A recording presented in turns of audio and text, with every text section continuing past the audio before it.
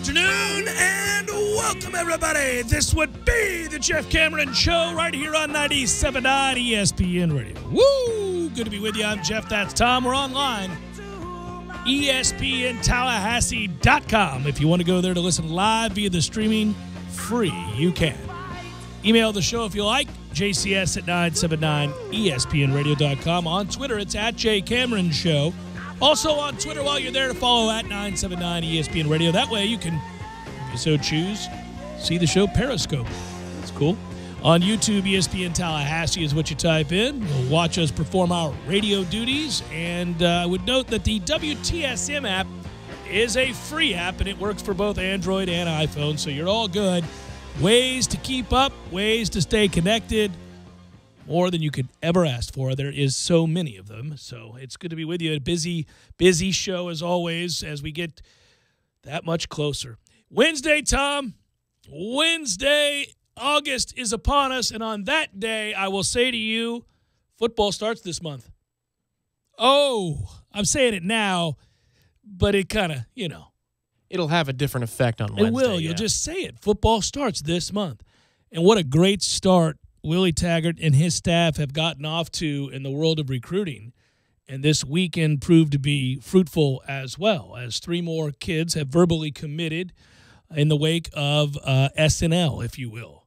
The Saturday Night Live event, which didn't seem to churn out the numbers in the stands, but it really never needed to. It was all about the effect it would have on the recruits, on the players that they're seeking to get a commitment from. And in that arena, it was a resounding success. So if you would, right out the gates, might we start with a little what them kids do in here at the first, in the first, I should say, minute and a half of the show? Go ahead. Let's do it.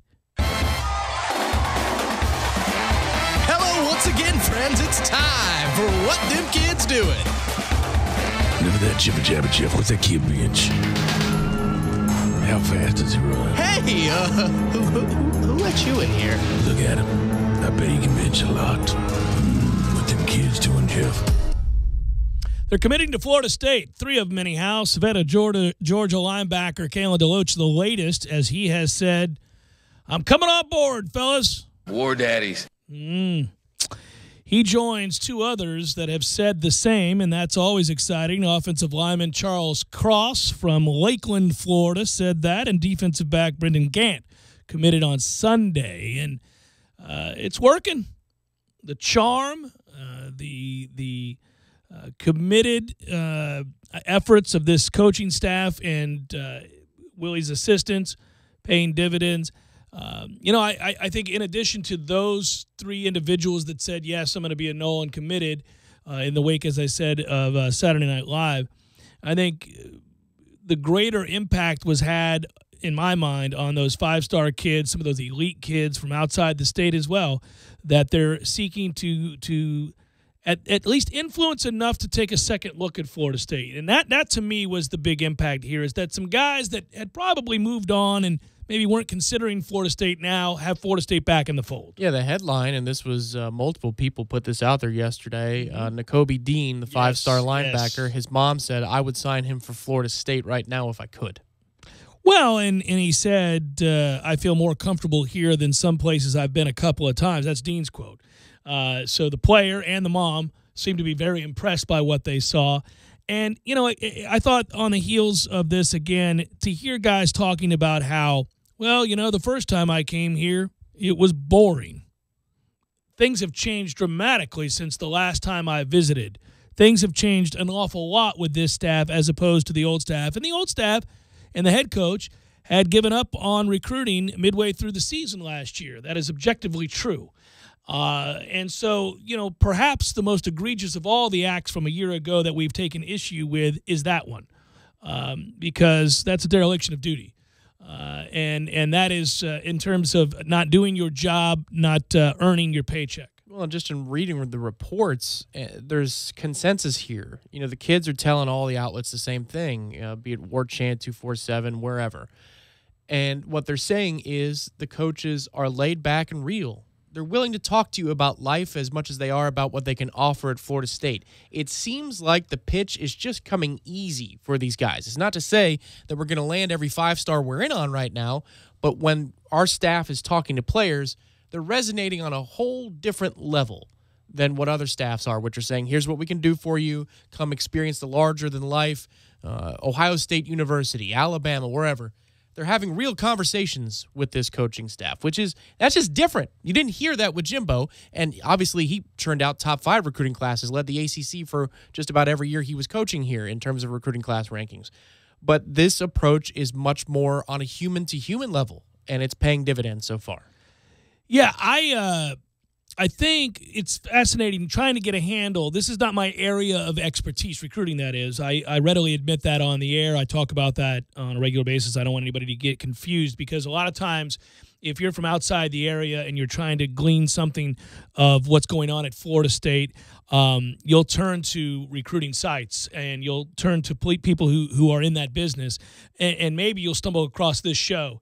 And so somebody might incorrectly assume that I'm all in on recruiting in terms of talking about it and learning about those kids and the things that they want and the angles that are being taken and all. I'm not. I let others do that. I comment big picture on that stuff. We almost approach that as sort of a fan from afar, all the while recognizing its importance.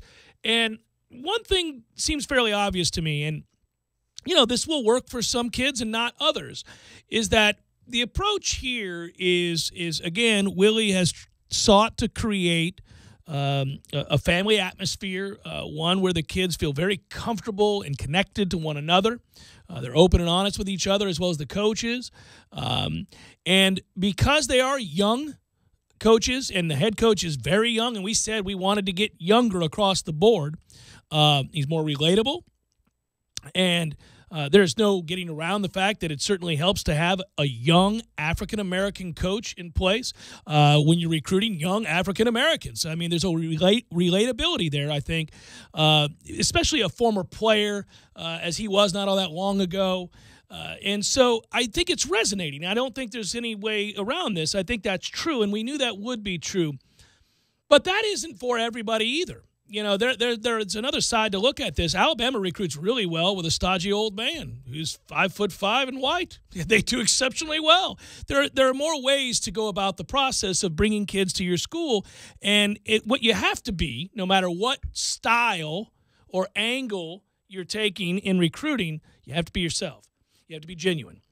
And I think there's no doubt that Willie comes across in that manner and is that way. And when I talk to him, if you were to say, hey, list the things that you like about Willie, or what do you find to be charismatic about Willie, or what is it that you find relatable when you sit down and talk to Willie, is that he really is a genuine person when you sit across from him. He's not trying to sell you anything. You don't feel that at all. You feel like he's having a conversation and he's of the moment, in the moment, right?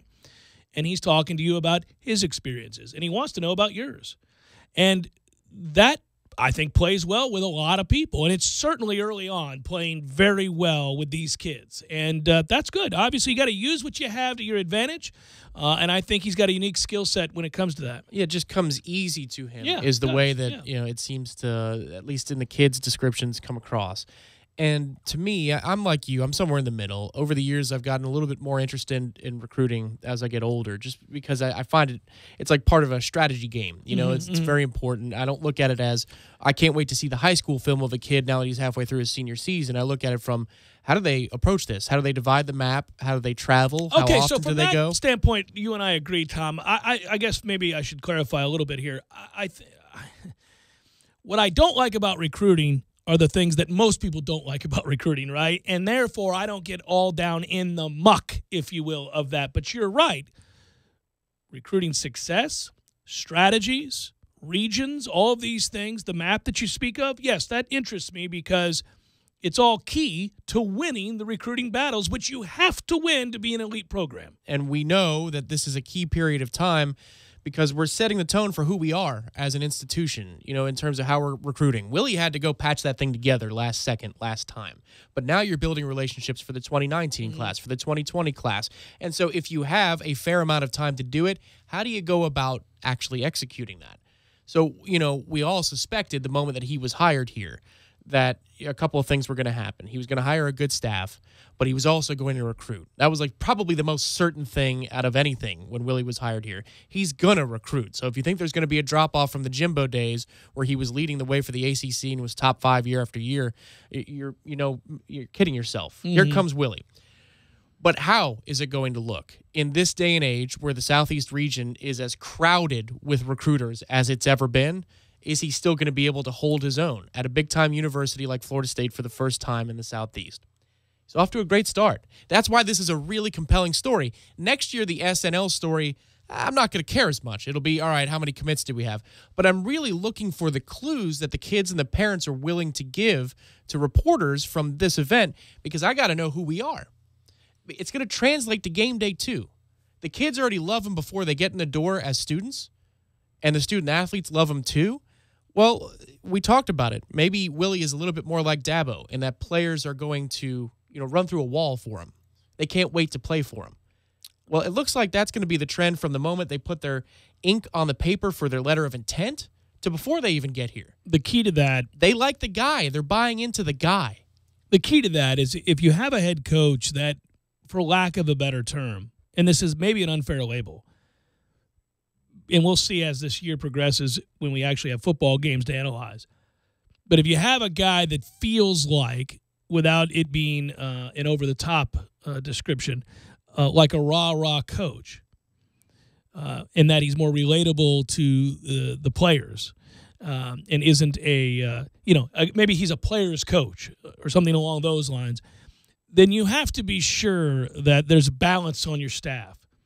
And again, I don't know if that's a fair descriptor because we haven't seen Willie coach right here in our backyard, up close and personal, in-game decisions, 17-17 midway through the third quarter. What you decide to do from this point forward is going to decide the game. We haven't had that opportunity yet, and I haven't scoured the film at Oregon or USF just yet. I just know about the successes, obviously, the overall records, but we haven't seen him the way that we will see him come a month from now.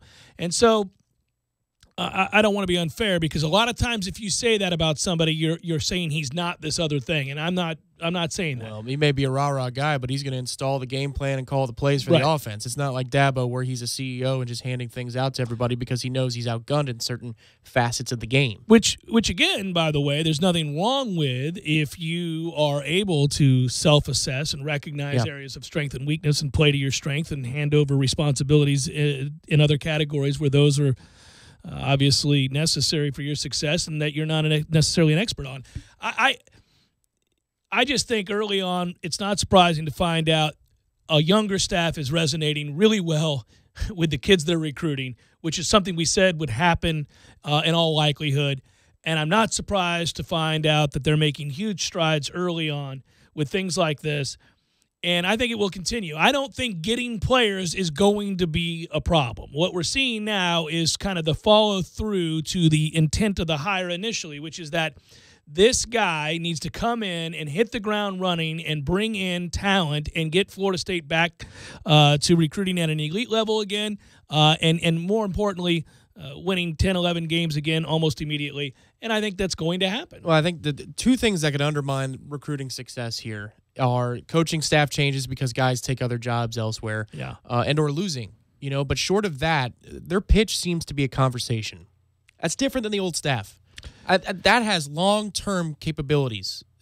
Just if you're going to form relationships, and when kids and parents come here, they think they're coming to see their friend rather than they're coming to get pitched on how cool the university is and the IPF is and the new football standalone facility and all the gadgets and the gizmos. But they're coming here to have a real conversation with somebody.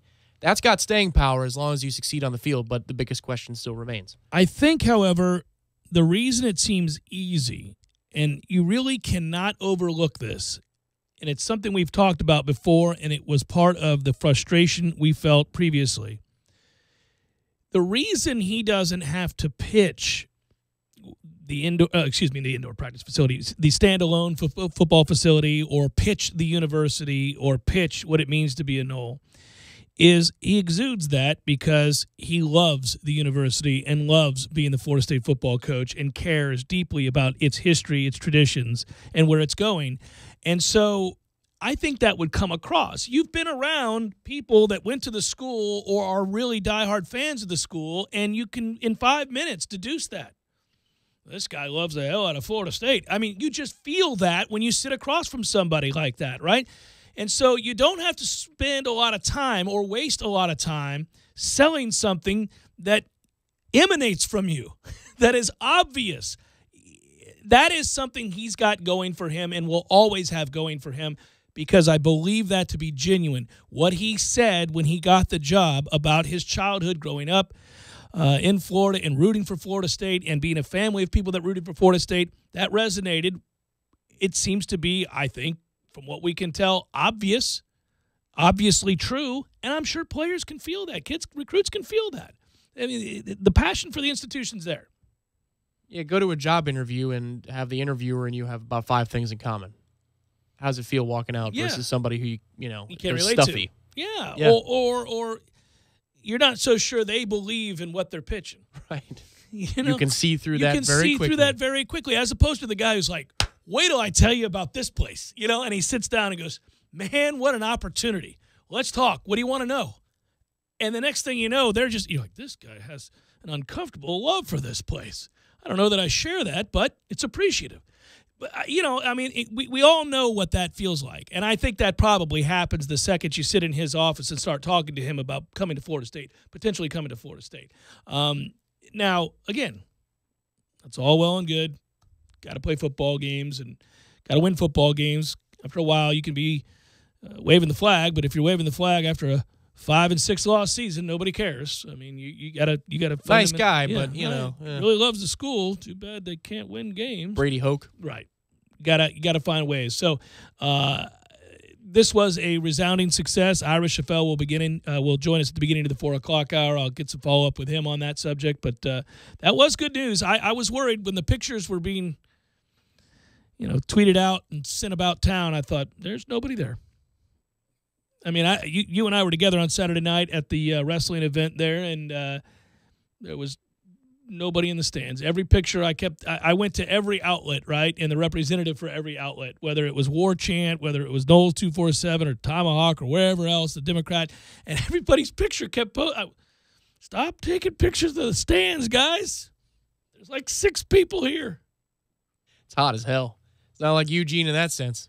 No, it's a tough sell for fans. Oh, yeah. But clearly not a tough sell for recruits. Free booze maybe next time. Free booze. Throw some strippers in there. Well, frozen drinks. Free frozen drinks. I'm kidding. Jeff Cameron Show, 97.9 ESPN Radio.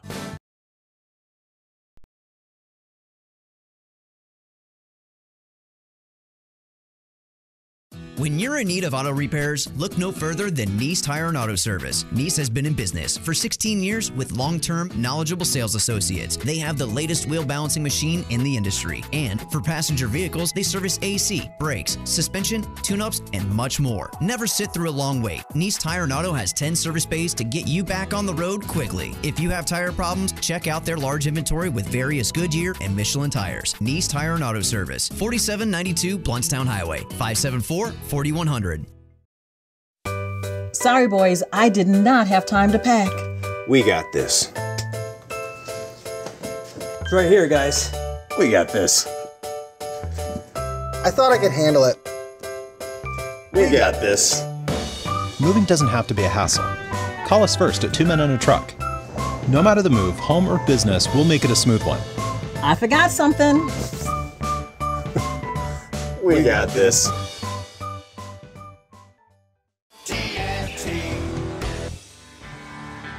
Smoother, bolder, sharper,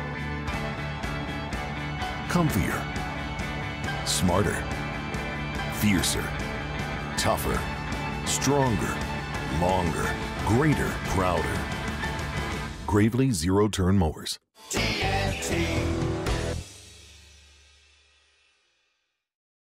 Brought to you by Nice Tire and Auto, your trusted Goodyear dealer. Nice Tire and Auto, just minutes away from FSU campus. Parker Brothers Roofing says don't play games with your roof. Protect your home and your family. The Parker Brothers tell you the truth. We'll fix your roof, cause it's what we do. With quality, integrity, and pride. Parker Brothers Roofing, professional every time. Stay safe and dry inside. Roofing is rewarding, but it's not exactly a bed of roses. It's a very dirty job, subject to the environment, working on 98-degree summer days, dodging rainstorms, working on steep slopes like a mountain goat. At Parker Brothers, our skilled workers have chosen this challenging trade as their career choice. These are the people that you want working on your roof. We've been servicing the community since 1995. Call us at 656-8112. Parker Brothers Roofing, professional every time. Stay safe and dry inside. CGC 042221, CCC 049350. Hey, I'm Jeff Doxey, Realtor for Capital Property Consultants, representing Premier Fine Homes. If you're thinking of owning your own brand new Premier home, call or text me at 850-545-4747 or email me, jeffdoxey1@gmail.com. You say where, I'll be there. Your Canopy Connection. I give to you easy laundry service from my friends at Wash Around the Clock. Oh, buddy, this is a game changer. If you're like me, your life is hectic. Between work, school, your kids' sporting events and activities, well, it leaves you precious little time to kick back and take a load off. About the last thing you want to do is hours of laundry, but there it sits, staring at you, taunting. No more. That's right. More watching, less washing. Save hours of valuable time when you sign up not doing laundry with easy laundry service from Wash Around the Clock. Whether it's dry cleaning or just plain laundry, Wash Around the Clock's easy laundry service will pick up and deliver at your home or office. So sign up for free today at easylaundry.net, or you can give them a call, 850-597-9007. Again, sign up today at easylaundry.net. Oh, and by the way, I got you. Use promo code JCS20 and save 20%. That's promo code JCS20. You're saving 20% on your first order. That's easylaundry.net from Wash Around the Clock. Get your weekend started right here on 97.9 ESPN Radio. Saturdays at 6 a.m. with Fishing Florida Radio. Listen to the three amigos, Boudreaux, Steve Chapman, and Captain Mike Ortega as they catch you up to speed on what's new and biting in the North Florida region. Big-time guests, celebrities, interviews, and 3 hours of the fishing info you need. Fishing Florida Radio is brought to you by Sea Quarters Marina off Highway 98 in Carabel. Sea Quarters Marina, your full-service marina. And presented by Hobbit American Grill and Mike's Marine Supply. If your vehicle isn't stopping like it used to, head to O'Reilly Auto Parts and take advantage of the Do It Right rebate. Stop by and purchase a set of Brake Best Select brake pads and 2 Brake Best Select rotors, and you'll receive a $25 O'Reilly gift card by mail. Plus, enjoy quiet, safe, worry-free braking. O'Reilly Auto Parts. Better parts, better prices every day. Limits apply. See store for details. O'Reilly Auto Parts. This is the Jeff Cameron Show. Jeff Cameron Show on 97.9 ESPN Radio.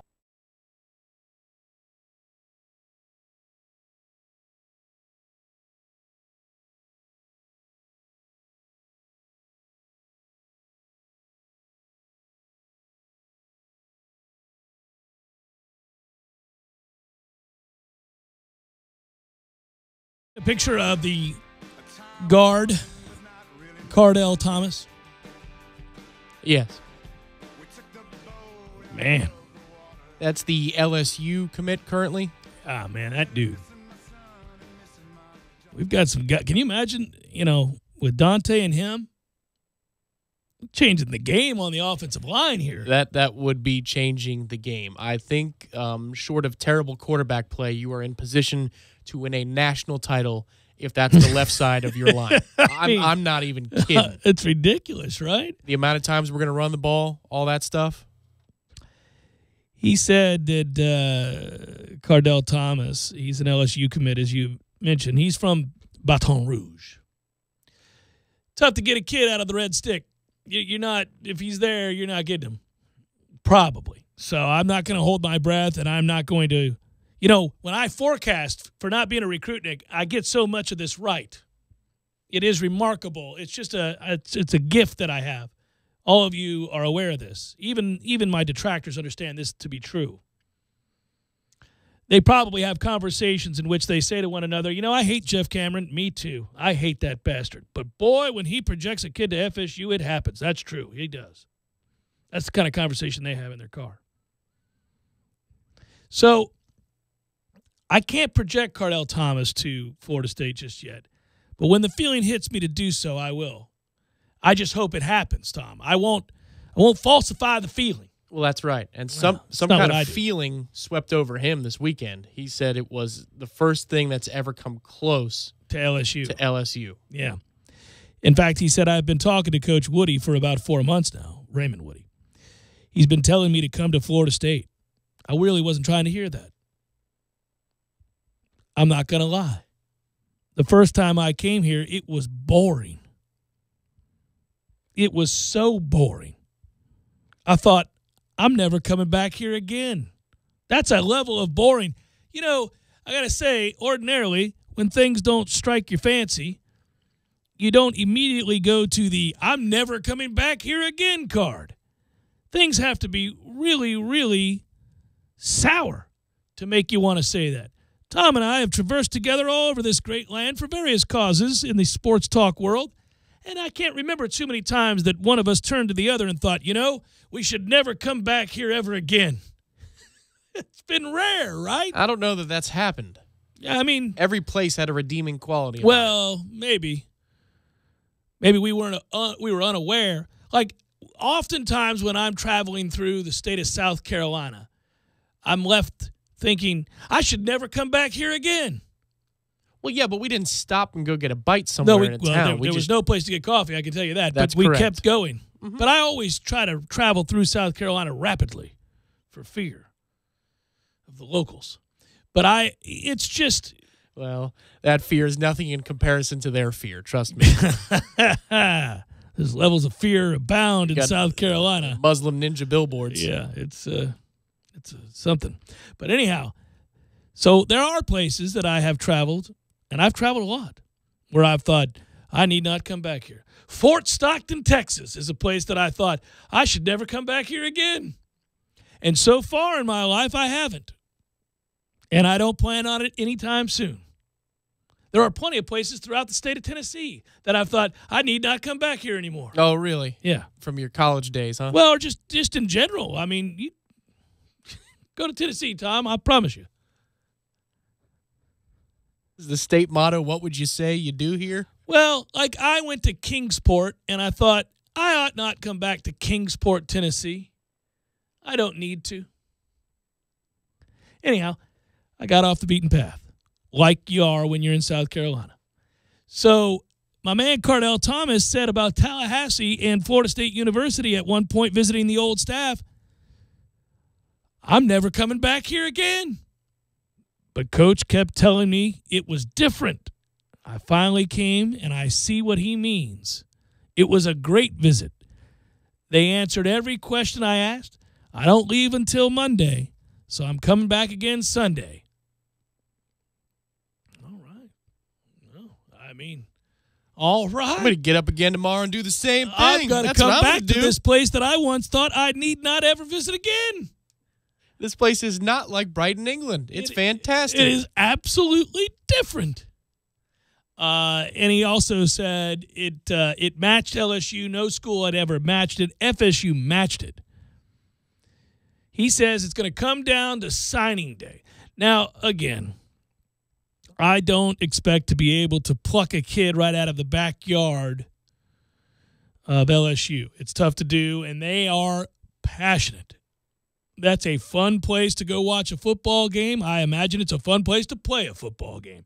And their fans are not lacking in the kind of support that a young man would want to see from a potential suitor. So I who knows if we get him or not. It's a tough sell, being that he's from Baton Rouge. But that's impressive. That's cool. And just to look at him, I'd love to hold out hope that there's a possibility, that there's a chance, no matter how remote that chance, that kid says yes. That's some next level stuff. Well, we just don't get linemen that look like that. We don't get them.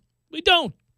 I mean, we've been so average ass when it comes to getting offensive linemen that I have gotten to where if we're even mediocre, I'm like, look at the group we got this year. We had Menelik for a year. That dude would For beat you a up. year, he did come out of nowhere. He was a shocker, and we were stunned at his physical prowess. But again, most of the time, I'm like, well, that's an anomaly. Look at that guy. He looks like maybe he'd play at Alabama or LSU or Michigan or Wisconsin. Not here. Well, there's another talking point from the weekend, too. There was a lot of photography of the kids that were at the camp from Florida State, as in current student athletes at Florida State. And if you combined a body type like that young man's with the strength and conditioning program, which is apparently doing wonders, yes, 1,000 times, all the check marks and exclamation points in the world. It looks like we are doing some work in the weight room. The summer workouts, nice. It makes me laugh. I just don't know how that's possible, right? What the hell was going on? Nothing was going on. Apparently nothing, but it doesn't make any sense to me. On any level, apparently. Recruiting, preparation, communication, workouts. And a whole lot of not winning last year, too. It's pretty comprehensive. It is a thorough vetting of the situation from a year ago, which was not up to par. That is not going to get it done, man. That's crazy. I would love enough time to pass, and maybe it will, and we'll get off this again. I know.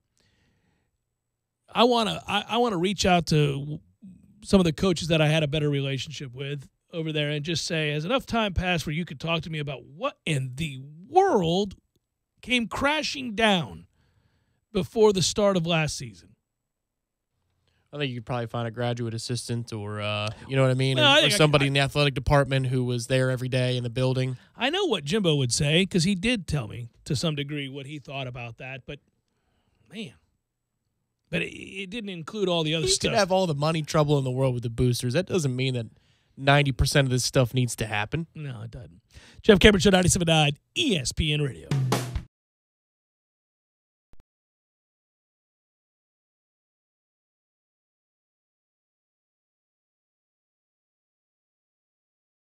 When you're in need of auto repairs, look no further than Nice Tire and Auto Service. Nice has been in business for 16 years with long-term, knowledgeable sales associates. They have the latest wheel balancing machine in the industry. And for passenger vehicles, they service AC, brakes, suspension, tune-ups, and much more. Never sit through a long wait. Nice Tire and Auto has 10 service bays to get you back on the road quickly. If you have tire problems, check out their large inventory with various Goodyear and Michelin tires. Nice Tire and Auto Service, 4792 Bluntstown Highway, 574-4100. Sorry, boys, I did not have time to pack. We got this. It's right here, guys. We got this. I thought I could handle it. We got this. Moving doesn't have to be a hassle. Call us first at 2 Men and a Truck. No matter the move, home or business, we'll make it a smooth one. I forgot something. We got this.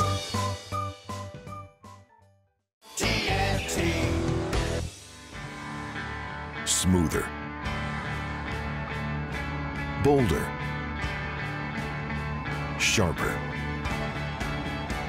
comfier, smarter, fiercer, tougher, stronger, longer, greater, prouder. Gravely Zero-Turn Mowers.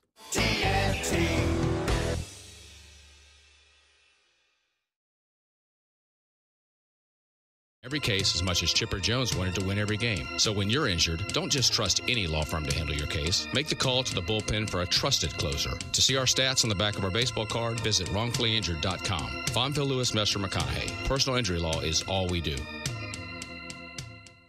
Summer is heating up, and so are the Makita deals at Cornerstone Tool and Fastener. Purchase a brushless premium 5-amp-hour hammer drill impact kit and receive your choice of a free bare tool and a free 6-amp-hour battery. That's a $260 value free. Makita introduces one battery, one tool for all your outdoor power equipment needs. Buy a commercial-grade Makita shafted string trimmer and add any other attachment, plus receive a matching blower free. A $189 value for free. Cornerstone Tool and Fastener with 2 locations to choose from: 1110 Stuckey Ave and 3269 Crawfordville Highway. Hey folks, Dirks Bentley here. If you've seen one of my concerts, you know I'm all about energy. Performing, recording, traveling, being a husband and a father, it's a busy life, and I need to be 100% every day. So when my battery starts running low, I grab a sugar-free, vitamin-packed 5-hour energy shot. It tastes great, and it gets me back to 100% fast. Try it. It could work for your busy life, too. For more information, visit 5hourenergy.com.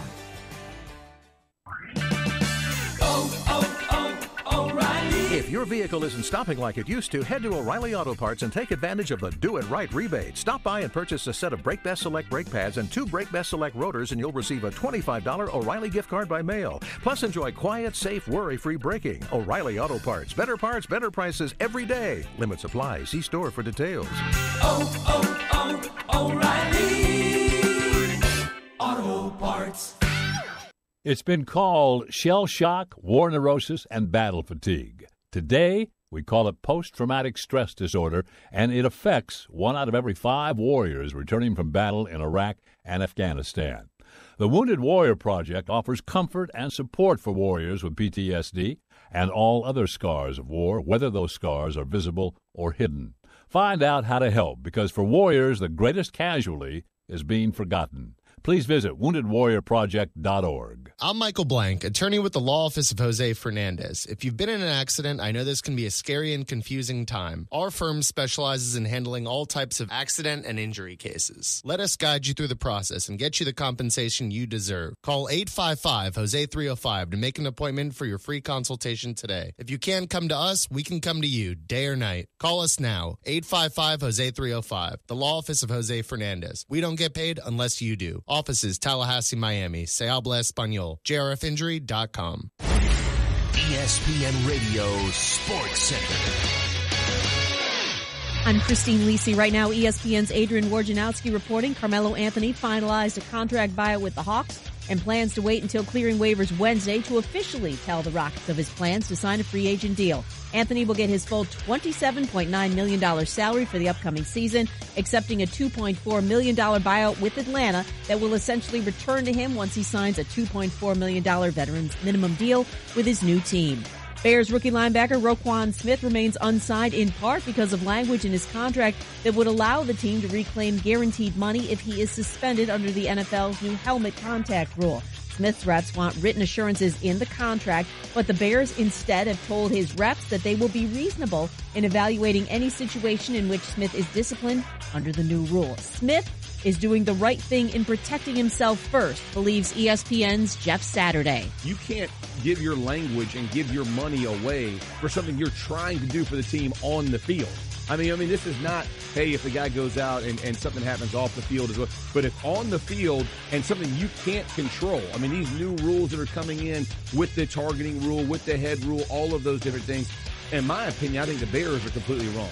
Jeff Saturday on Golick and Wingo. More than $165,000 in memorabilia was stolen from the unoccupied home of Nebraska football coach Scott Frost over the weekend. Burglars took 2 Nebraska championship rings, 10 Oregon rings, 2 UCF rings, and 5 pairs of Jordan shoes. The home is currently under renovation, and there are no suspects at this point. Warriors superstar Steph Curry will play next week on the Web.com Tour, the PGA Tour's developmental circuit. Curry, as he did last year, will compete as an amateur at the Ellie Mae Classic. Curry tied for 11th at the recent American Century Celebrity event.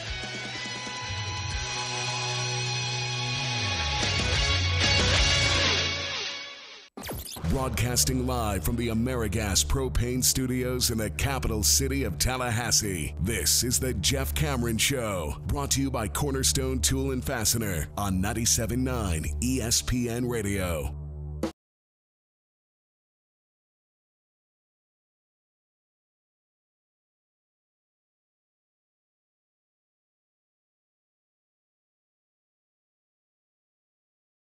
On Saturday, good lengthy discussion. We could probably play that back for you this week. We'll grab it off the College Sports Saturday feed on SiriusXM. But I can summarize by noting that he, too, thinks Boston College is going to be quite the surprise this year. Okay. Yeah. He and I saw eye to eye. In fact, he was impressed that I brought it up. I said, "Oh, sir, I can provide great insight into the comings and goings of Steve Adazio's Boston College program." But it was fun.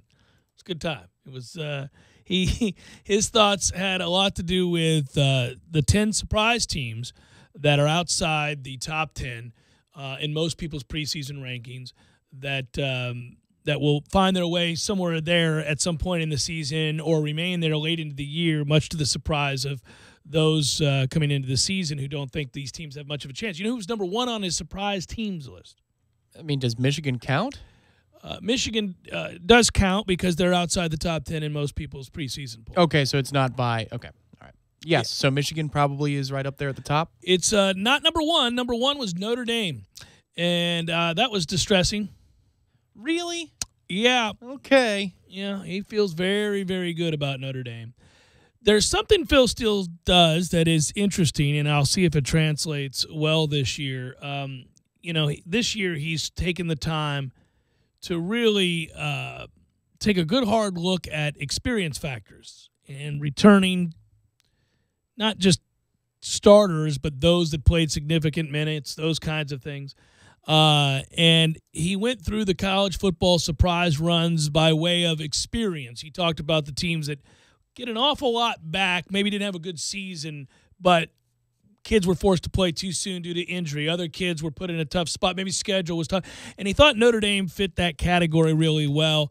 And he said in 2017 that he thought that Notre Dame would be the most improved team in college football. Now, that's a well-documented turnaround from 4-8 to 10-3, and I gave a lot of kudos. So did you. We talked at length about what Brian Kelly did to kind of change his approach across the board, and that is so seldom seen that it is worthy of praise, and and for good reason. It was lauded. But he went on to say that, look, he thinks they'll have an even better season this year. He thinks they'll be a serious playoff contender this year. They have, you're back at quarterback Brandon Wimbush, returning starter, backup Ian Book through the game-winning touchdown pass in the Citrus Bowl to beat LSU. 15 starters return, 9 from a defense that is one of the best in the country. And even with the graduation of Quentin Nelson and Mike McGlinchey, he feels like they're going to be really, really, really good. Oh, by the way, you saw it over the weekend how it was that Quentin Nelson has turned heads already, and it's going to make me so angry when every week they highlight the dominance of Quentin Nelson. Well, just looking at Notre Dame's schedule, it's much more spaced out than it usually is. Usually they have such a tough schedule that you disqualify them from the beginning. They don't have a conference title game, and basically that means that you have to go 11-1 in order to be in the conversation for the college football playoff. Beat Michigan in week 1, there's no reason to think they can't go 10-2, 11-1 right in there. Well, what I think is fun about this, and I bring it up just because I had a good conversation with him, and it was fun, and you can listen to it on the SiriusXM app if you got that. But here's what I think is fascinating. Notre Dame is number 1, Tom, and I'll skip back and get to number 2 in a second, but I'm going to move ahead here and go, you know who's 3 and 4? Michigan State and Michigan. And I've said this year, coming into the season, that I thought the Big Ten was going to be infinitely fascinating. Trace McSorley back at Penn State. Penn State, a real good team. Franklin's got that team now contending to be a perennial top 10, top 5 team. Obviously, Ohio State is Ohio State. Yeah, it's a loaded half. Yeah. That division is crazy. Crazy. Yeah. And obviously, Michigan coming off an 8-5 season, but the thought that Shea Patterson, who was deemed immediately eligible to start this year and play after leaving Ole Miss, was going to make all the difference for them at quarterback, an area that they've been sorely lacking. Michigan State with D'Antoni, again, you talk about maybe an overlooked turnaround. I had forgotten that Michigan State went 3-9. Oh, yeah, they did. Terrible. They went 3-9, but then won 10 games last year. So, last week I was talking about how it is very rare for a program who's had a coach in place for a while to take a huge downturn and then find a way to climb back into elite status. And I'll stand by that statement, but obviously 2 great exceptions are Notre Dame under Kelly, and then D'Antoni at Michigan did that exact same thing. 3-9 to 10-3. Good Lord. Yeah. It makes you wonder what in the world was going on at 3-9. Well, they had a great purge, didn't they? of seniors. I mean, it wasn't quite Wolverine level, but I thought he had quite still the, 3-9, no excuse. You recruit well enough. Now, not at Michigan State. You're not an elite recruiting outfit, but you know, look, he's sustained so much success over a long period of time. You don't envision 3-9 blindsiding you if you're a Michigan State fan the way that did. You know, when that happens to somebody, and it seldom does, Kirk Ferentz at Iowa, you can understand it a little bit, because if they're a senior-laden team at Iowa and you lose 8 starters, well, I mean, no offense. I mean, that's a perennially strong program, but they don't have the ability to reload. You're not reloading at Iowa. You got to build to something. So you could see something like that happening. But, man, and he's got 8 starters returning on defense coming back this year for Michigan State. So, obviously, a team that he's thinking very highly of. Finally, I wanted to bring up the Texas Longhorns, who he had at number 2. As your number 2 surprise team in the country coming into this season. And he's citing the fact that they went 7-6 a year ago, and it was a disappointing season. But 4 of the losses were by 5 points or less. So they played a bunch of close games, and they didn't win any of them. And they played pretty good defense, except for the by Notre and Dame. large. No, it was not Notre Dame. That was 2 years ago. Yeah, it was 2 years ago. Yeah. Yeah. But they played pretty good defense, by and large, too, did Texas. More so than the Big 12 is accustomed to seeing. But there's no doubt that quarterback play, I think, is the big question for Texas. Who's going to do it? How consistent will they be? I brought all of this up to bring this back up, and that is, and I have mentioned this, I think, when the magazine first came out. He did mention Florida State in the top 10. He has Florida State at number 7 as the biggest, 7th biggest surprise team this season.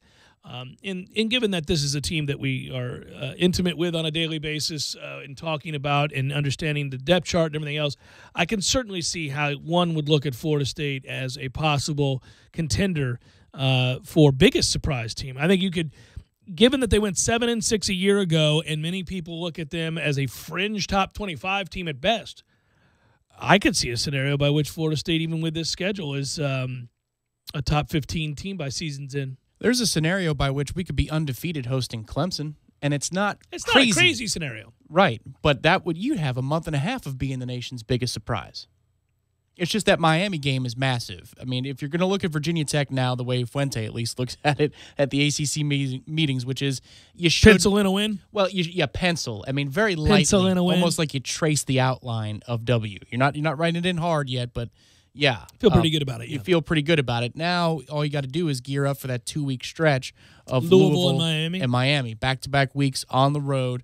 Then it's bye week, Wake Forest. You're going to win that football game, and here we go. I mean, at minimum, we should at least have control of our own fate in the Atlantic for that Clemson game. 1 conference loss. I'm having a hard time. It's interesting. Before all that's happened with the subsequent hire of a coaching staff and the events that Willie's put on, and SNL and all these boons to and PR successes and persuasive moments for recruits and energized players already on staff, already here on the roster, I'm having a hard time believing Louisville gives Florida State much trouble in that game. I don't think Louisville's in a very good place right now. I think that's the one we've talked about Syracuse a little bit in the past weeks. Dino Babers? Yeah, where you're going to have to show up and play kind of thing. You can't just Well, they got a quarterback, man. That's the thing. They got a quarterback. So you got to get some stops. I think Louisville will be that way too, for us. You got to go get it done. You got to earn it. You can't go through the motions. We're not good enough yet to do that. We're not all the way back yet to do that. Can't be focusing on Miami, go up there, because something could happen real quick. Yeah, but I like us there. So if you beat Virginia Tech, I actually think you're headed on the 16th to go down to Miami, and it's going to be an interesting night, man. That's going to be because that'll be a big game nationally. It'll probably be College Game Day, and I'll get to see your reaction for the first time, buddy. You've not gone down there with me. We'll go down there and have a blast. Get a load of this. Yeah. That's what I'm going to be saying. Watch your wallet, Tom. Here we go. Oh, God. Oh, I'm kidding. I'm talking about the Miami fan. Well, if you win that game, then you have College Game Day right back here for Clemson, because that will be the next chapter in what is one of the nation's best rivalries, even though we haven't found a way to win it in a few years.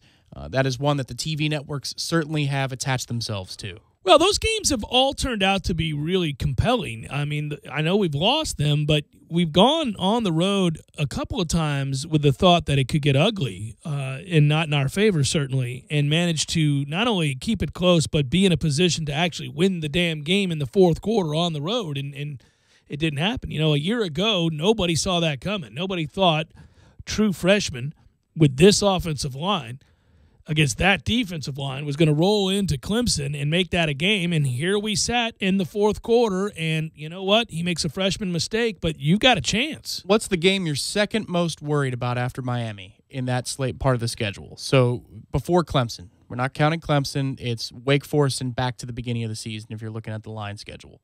Miami has to be number one on the concern list. What's next? Well, yeah, no, it would be Virginia Tech. Still? Yeah. Still? I mean, now, yeah, listen, again, I like us to win the game, but I'm not going to pick Northern Illinois, Louisville, Syracuse, or Samford. So, yeah, absolutely. I think it would be Virginia Tech because it's game one, and game ones can be really unpredictable, especially when you're implementing a new offense. You got a new staff. How you react to whatever takes place on that night may not be how you react in week 3, week 4, week 5, but it's you're figuring things out a little bit, and you can prepare as much as you can prepare, but there's nothing like a game atmosphere, and there's nothing like in-game situations to ready you and help inform you moving forward, and you will not have played a game yet. The reason I bring it up is you had some worry for Syracuse for a moment there, and Virginia Tech you felt better about last week coming back from the meetings. But still, Virginia Tech would rank. And I talked to Dino Babers. I mean, if you want to play that interview, we'll save that for the week we play Syracuse. Nobody needs to hear me talk to Dino Babers on the July 30th. How was it? Was it okay? Yeah, I like him. He's a really good guy. He's a fun guy to talk to. It's just tough. They've gone 4-8 and 4-8. What the hell are we talking about? Well, Dino, you guys have sucked the last 2 years. Is this year going to be any different? Did you give him the Adazio treatment? What can you rightfully expect to do at Syracuse? I can't believe I asked that question of Adazio. I can't believe you asked that question of Adazio. I didn't know how that was going to go. It could have gone one or two ways. You're right. And he was fine with it. He was a pro. The fire alarm went off not too long after, and I didn't think that was a coincidence because that's what was going on in my head. I think it was like the first or second question I asked. Oh, it was the first one. No, I was getting ready. I was geared up because usually just ask an easy one to start, like how you doing? You tired of this? Whatever. Yeah. And it was, what can you rightfully expect? I said, what can you reasonably expect to achieve at Boston College? I think is what I said. And oh my God! Did you look away? No, I looked up at him. But I didn't move my head because that when you move your head, somebody is alerted. But my eyes, went over my glasses frames. I was like, ooh, what's he going to do here? My blood came out swinging. He's pissed that Jeff's a little late, and Jeff says, how about this? Try this on. Yeah, get you some of that to start the day. WarChant.com joins us next.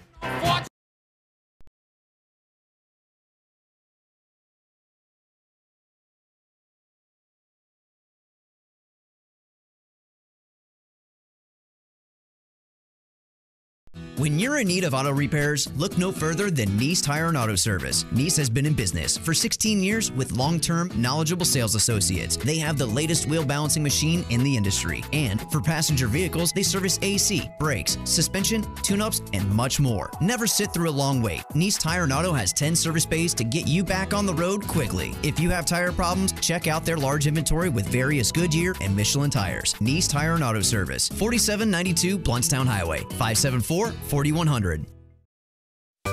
Sorry, boys, I did not have time to pack. We got this. It's right here, guys. We got this. I thought I could handle it. We got this. Moving doesn't have to be a hassle. Call us first at 2 Men and a Truck. No matter the move, home or business, we'll make it a smooth one.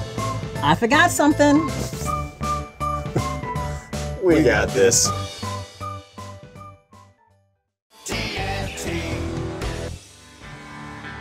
Smoother, bolder, sharper, comfier, smarter, fiercer, tougher, stronger, longer, greater, prouder. Gravely Zero Turn Mowers.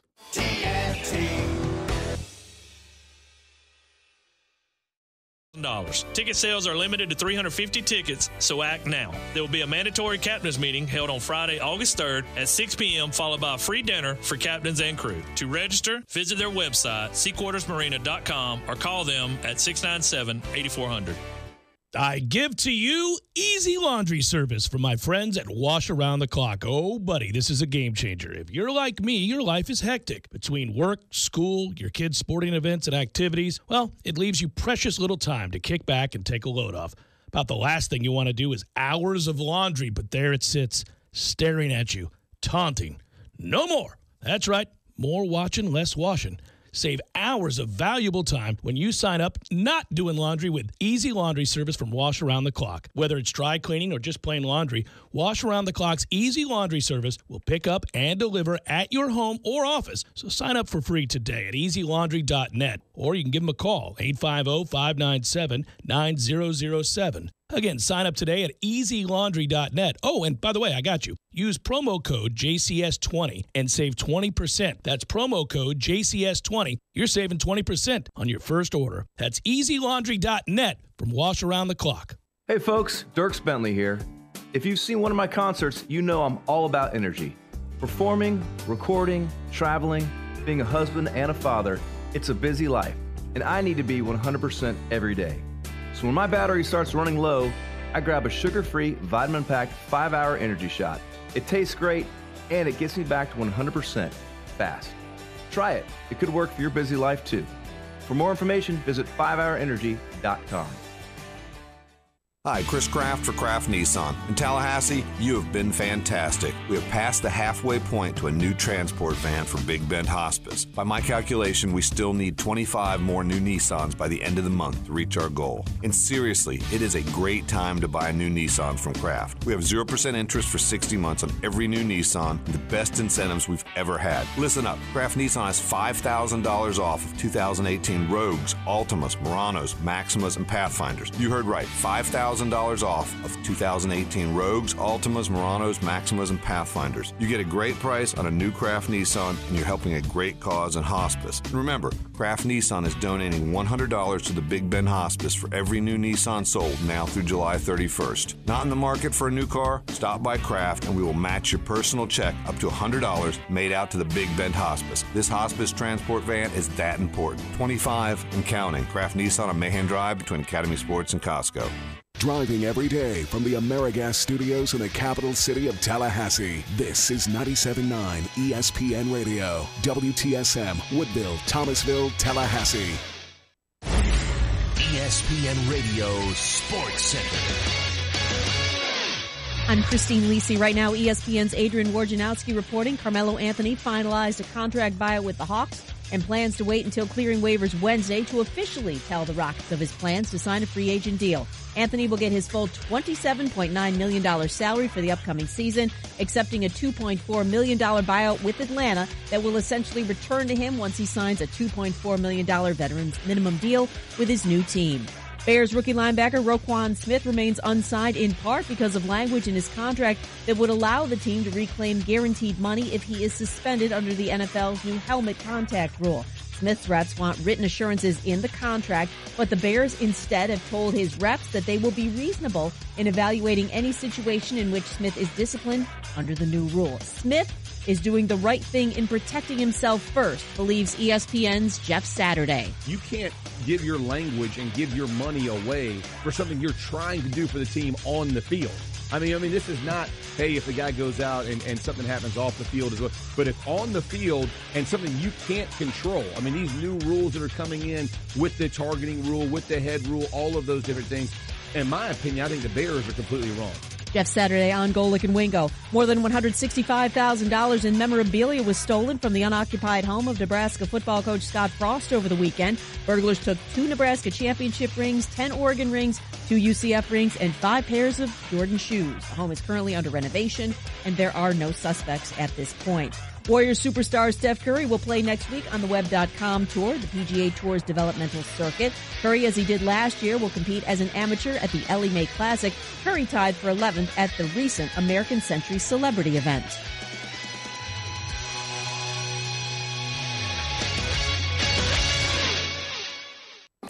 Broadcasting live from the AmeriGas Propane Studios in the capital city of Tallahassee. This is the Jeff Cameron Show, brought to you by Cornerstone Tool and Fastener on 97.9 ESPN Radio.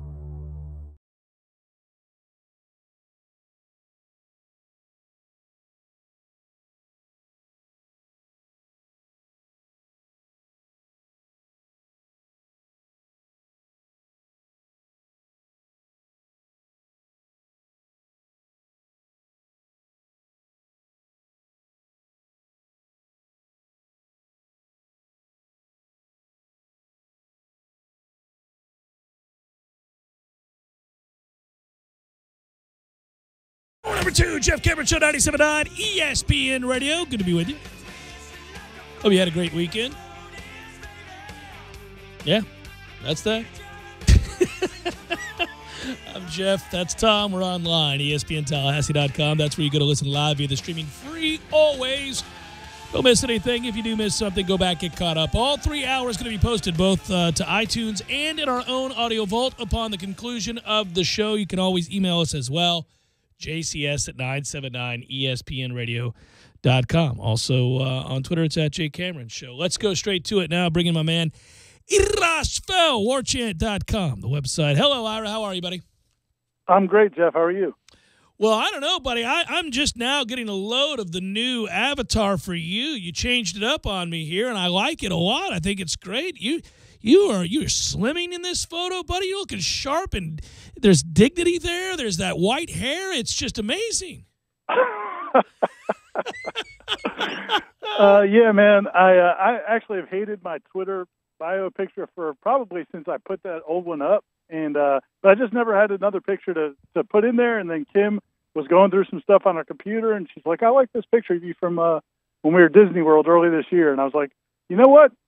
I got a new Twitter bio picture." So there it is. Oh, people, if you haven't seen it, get over there and follow Ira. It looks good, man. He is just like a veteran of the game. Yeah, well, that's okay. No, I like it though. It's good. It's a strong Irish affair is what that is. I like it. I like it. Hey, so the Noles had a good weekend. Willie Taggart and his staff had a really good weekend. I joked about the event Saturday Night Live last week and said that it's not something I'd want to watch, but it really wasn't for me. It's for the kids. It's for the people they're trying to convince to come to the school. And on that front, it seems like it was a resounding success, yes? Yeah, no question. I mean, I do think they would like it to be good for fans, too. I mean, I think they'd like that connection there where the fans want to go and the fans have a good experience. They didn't exactly hit a home run there. They got off to a late start. It was 1,000,000 degrees. It was a hard sell to get people out there to Doak for that event. But as far as the kids' enjoyment, the players, and with the interaction with the coaches, and that whole part of it, obviously it did really well. They got 3 commitments. They just got their 3rd commitment today off of that. Kalen DeLoach, a linebacker out of Georgia. Yep. And all 3 of those guys were guys that Florida State was leading for basically and had a good shot for. But you got the commitments now, and just getting some momentum as you get to go into the football season.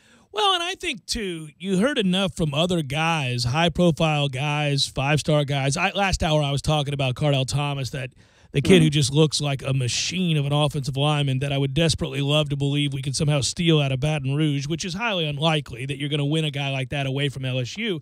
But he had made some negative comments. He had talked about how when he visited here previous, it was quote-unquote boring and that he had no desire to ever come back. And then they really kept trying to woo him to come back. He and several other people who perhaps weren't considering Florida State before now say they have something to think about. And so many of those guys are 4- and 5-star guys. So Willie's message is resonating, and it seems to me, we know this just from talking to him, you and I and anybody else that's had that opportunity, that when he gets across from a kid or is able to talk to their parents, he comes across as very genuine and makes an impact and is making great strides in winning them over. Yeah, I mean, I think it's the same things that resonate with other people. People in the athletics department, people, boosters, supporters, fans, media. He's a very likable person.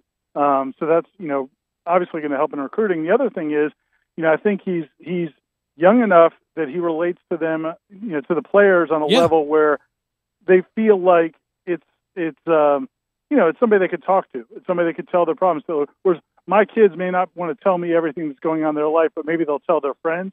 I think he's got an approachability to him where the players kind of feel like they can talk to him. And then, the street cred he gets by having a guy like Plies show up and just the fact that he understands where they're coming from.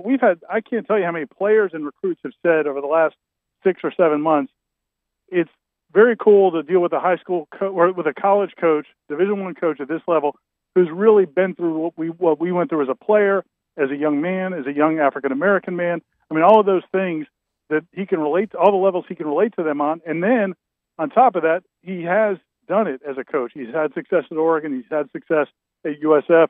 So yeah, man, I think it's going to, we kid with Corey about the hyperbole about Willie Taggart as a recruiter, but really he does kind of check off all the boxes in what you'd want in a recruiter. Well, and I think that was one of the primary reasons he was hired. I mean, he's young and more relatable. We wanted to get younger, and obviously at a place like Florida State, you can win and win big. That's been done.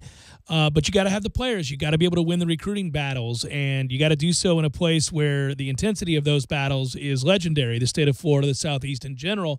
But that was never a question mark, right? All this is further affirmation that hire of a guy that you thought was a really good recruiter is, in fact, a really good recruiter. And then now it's just a matter of winning a whole bunch of football games, which is easier to do when you get kids to say yes and come play for you. And I find it's fun. It's going to be unique for us to cover it in this way because he is very approachable. He is fun to talk to. And obviously, as we were talking about before, you just hope that it translates in pretty quickly because it is about the wins. Yeah, and I think that, you started off by talking about Cardell Thomas, and to me, that's one that really is, if you could get a guy like that, that's something that Florida State has not been able to do in a long, long time. You really, any of the guys that Rick Trickett had that developed into really good players, most of those were kind of lower-rated guys. The big group he had of higher-rated guys a couple of years ago hasn't really produced probably across the board the way people had hoped when they signed that class of 6 guys. And you've got some of those guys who obviously are a couple of those guys have panned out, but several have not yet. And there's still time. But, they have not signed a guy like a big 5-star offensive lineman. And, I mean, you'd have to go back. I mean, it's got to be over 15 years. I don't know the last 5-star type offensive lineman they've signed. And like you said, you look at that guy, and he's not a guy you project. The kid Charles Cross from Mississippi who committed this weekend is, 6'5", 275, long, lanky kid. You project, okay, he puts on size and strength and keeps that quickness. He's got a chance to be a really nice player. But a guy like Cardell Thomas looks like those Alabama offensive linemen, looks like those LSU offensive linemen that Florida State really just hasn't had. Yeah, and I think that's the area because I can think of a couple of guys that were well thought of, at least in terms of the stars next to their name, but they didn't look like this kid looks. They didn't look like the guys that you see commit to Alabama and LSU and Wisconsin, Michigan, and places like that, right? This guy looks like a freak. And I mean that as a compliment. Yeah, and you have to give Greg Fry a lot of credit too. He one of the things that Cardell Thomas talked a lot about, and Charles Cross and a lot of the offensive linemen who've come through, is they really like him because it's not like he's a lovable, playful guy. I think that people expected when they heard he was not very much like Rick Trickett or be a little bit different, that you'd say, okay, well he's going to be nicer or quieter. And he's tough and he's demanding as well. But I think he's a very good communicator. And I've seen him in a couple different settings, in camp settings, in different environments where he's just a guy that really connects with kids and communicates with them on their level. A quick story, it's off topic real quick, but it's about Greg Fry. Back during the summer, or back during the spring, they went to a community outreach event. And he was speaking to a group of kids, and a couple of the kids in the background were just kind of goofing off and weren't really paying attention. They started talking amongst themselves, and he let them know he didn't appreciate it, which was fine. But then afterwards, he went over to them individually and spoke to them when it was all over, and just kind of put his arm around them and said, "Look, guys, I mean, I'm here for you. This isn't here for me. I'm here to help you guys out." And just really, but didn't come off as patronizing. Right, I think wasn't chiding. A good person. Yeah, and I think he's just got a good personality, and I think that helps as well. I mean, it's not just the head coach. I mean, these assistant coaches are doing a lot too. Also, a couple of quotes came out of this in which some of the players that were attending SNL said that I guess the standalone football facility was referenced. That coach did mention that he wouldn't give a date or anything like that, but that construction would start on that soon. Is there anything more that you can elaborate on with that? No, just that what we had reported last week that we we think it's definitely going to go ahead, and we think a formal announcement will be coming before the season with very detailed outline of what they're going to do, but we don't actually have that material yet. Well, damn it, let's get on that. Yes, sir. Yes, sir. Always a pleasure, brother. Be well. We'll talk again soon. Thanks, Jeff. See you, man. All right, take care. That's Irish FL. Warchant.com. A lot of stuff that everybody now is excited about, and rightfully so, coming off the SNL event on Saturday. And while, again, it wasn't something that everybody was flocking to Doak Campbell to see necessarily, it had its intended effect. And that's all you can really ask for. I mean, I don't know how big that'll ever be. I know, I asked him about it because I have wondered what they hope that will be. What it has to be is just something that kids like. What it has to be is just something that kids come to and attend. I guess to some extent you're taking a chance when you invite a ton of kids and hope that they show up, because if they don't, or if they go elsewhere, you're made to look bad. But they ended up, I think, probably getting more kids to show up to this and participate in this than they were expecting even. Well, I think the hope, if you're going to try and do this again, is to get more people. And if you're trying to do that, you probably want to schedule it for about, dead of winter? Well, I mean, these camps have to happen in June and July. I know, so yeah. 7 to 9, 8 to 10. I don't know. It's a summer night, so let it go a little bit later. But if you're going to be doing it in the, this month, no way.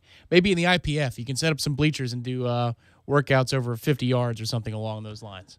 I think that your idea at the outset of the show when I mentioned the event was to provide free alcohol. And I don't know how responsible that is to give recruitniks fuel to yell out whatever it is they want to yell out at these kids. But having said that, it would certainly act as a lure perhaps for those bored on a Saturday night.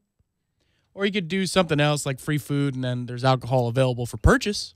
But you got to give somebody the freebie. Turn it into a money winner, huh? Yeah, why not? That top defensive end in the nation, the Thibodeau kid, talking about how great the visit went at SNL, is a kid that when you just look at him, and he's 6'5", he's lean, 220, 225 pounds. He's going to put on. When you look at his body type, you feel like that kid's going to be a monster. You can see it. Some kids you're like, he's already ready-made. That's as big as he's going to be. Or, other kids, he's got a long way to go. Yeah. He's in that perfect place, man. He's a different kid. Him and Nakobe Dean, they're wired a little bit differently. I read a long form on Nakobe Dean about 2 or 3 months ago before, he was even on FSU's radar or vice versa, in that he's very interested in engineering, and that's what he wants to do with his life. And so that's a big part of the pitch that every school has to make. So he toured the College of Engineering here at Florida State. And with Thibodeau, he came in to check out FAMU this weekend. Yeah, he came in to check out Florida A&M and said as much, and then secondarily look at FSU, and obviously both schools would die to have him. I mean, he's a 5-star consensus #1 at his position kid. And, you're right. It's interesting.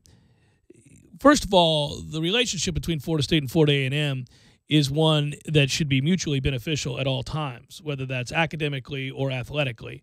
And in some ways it is and has been, but at other times it's been fractured. But constant communication between staffs, and you got 2 new staffs at both institutions. So I think it sounds like from what I'm reading that has gotten off to a great start, the relationship between the football staff at Florida A&M and the relationship between the football staff at Florida State. And that's really good news because both can aid the other. And I think that, we've talked about this time and again, you live in a place long enough and you go to school and you're here in a community that you care about.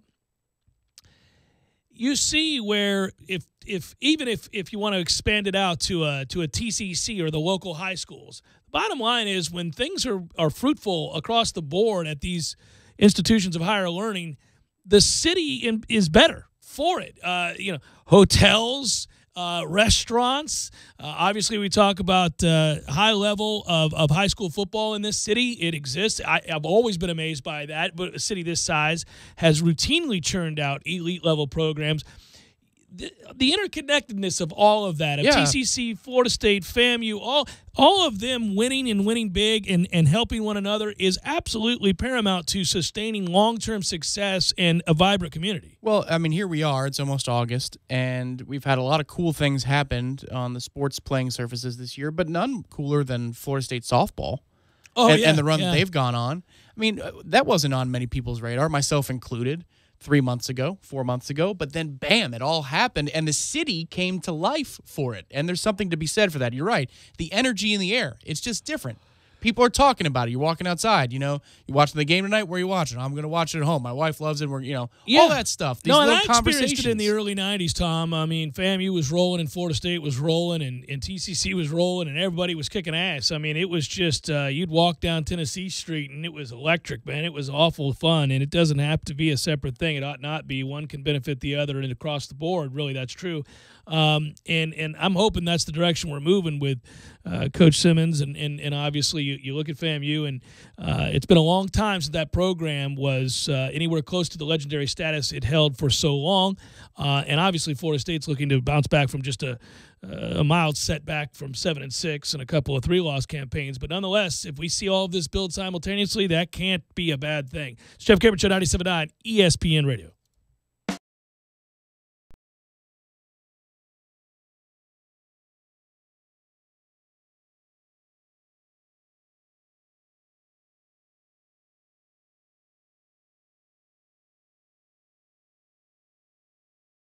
When you're in need of auto repairs, look no further than Nice Tire and Auto Service. Nice has been in business for 16 years with long-term, knowledgeable sales associates. They have the latest wheel balancing machine in the industry. And for passenger vehicles, they service AC, brakes, suspension, tune-ups, and much more. Never sit through a long wait. Nice Tire and Auto has 10 service bays to get you back on the road quickly. If you have tire problems, check out their large inventory with various Goodyear and Michelin tires. Nice Tire and Auto Service, 4792 Bluntstown Highway, 574-4100. Sorry, boys, I did not have time to pack. We got this. It's right here, guys. We got this. I thought I could handle it. We got this. Moving doesn't have to be a hassle. Call us first at 2 Men and a Truck. No matter the move, home or business, we'll make it a smooth one. I forgot something. We got this.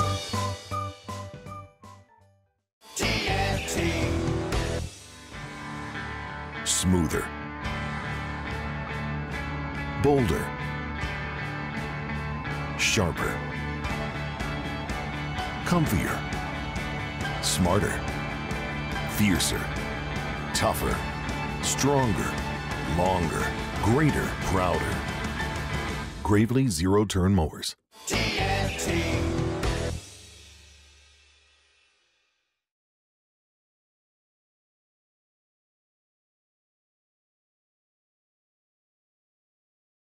Contact Seminole Glass today at 850-539-4527. We'll take care of everything for you with mobile service and a lifetime warranty. We're in network with your insurance, and it's your choice. So choose the local company you know and trust. Seminole Auto Glass, 850-539-4527 or at SeminoleAutoGlass.com, because no one takes care of your car like Seminole Auto Glass. Change your life with a career in a year at Lively Tech. 38 career in a year programs available. Medical assistant, pharmacy tech, welding, diesel mechanic, automotive, massage, HVAC, electricity, cosmetology, barbering, digital design, and building trades. Full-time, part-time, and nighttime schedules are available for most programs. Enrollment opportunities provided for local high school students. Financial aid is available for those who qualify. Visit livelytech.com for more information. Change your life and enroll now. Lively Tech. Your career starts here. Games for Less, the only locally owned and operated gaming store in town, has Tallahassee's largest selection of new and used video games and game systems. The future of video gaming is at Games for Less, where they have both the PS4 and Xbox One. It's time to trade in your old systems and elevate your gaming experience now. Games for Less is also your headquarters for the best in retro gaming. Atari 2600, original Nintendo, Super NES, or Sega Genesis, you name it. They got it at Games for Less. Games for Less, the Super Walmart Shopping Center on Appalachian Parkway. Give them a call today at 850-219-3535. That's Games for Less. Hey folks, Dirks Bentley here. If you've seen one of my concerts, you know I'm all about energy. Performing, recording, traveling, being a husband and a father, it's a busy life, and I need to be 100% every day. So when my battery starts running low, I grab a sugar-free, vitamin-packed 5-hour energy shot. It tastes great, and it gets me back to 100% fast. Try it. It could work for your busy life too. For more information, visit 5hourenergy.com. It's time to fire the cannons. Fire them cannons! Tallahassee has a new home for Tampa Bay Buccaneers football. This is 97.9 ESPN Radio, Tallahassee's sports monster. Your home for Tampa Bay Buccaneer football. Touchdown, Tampa Bay! There you go!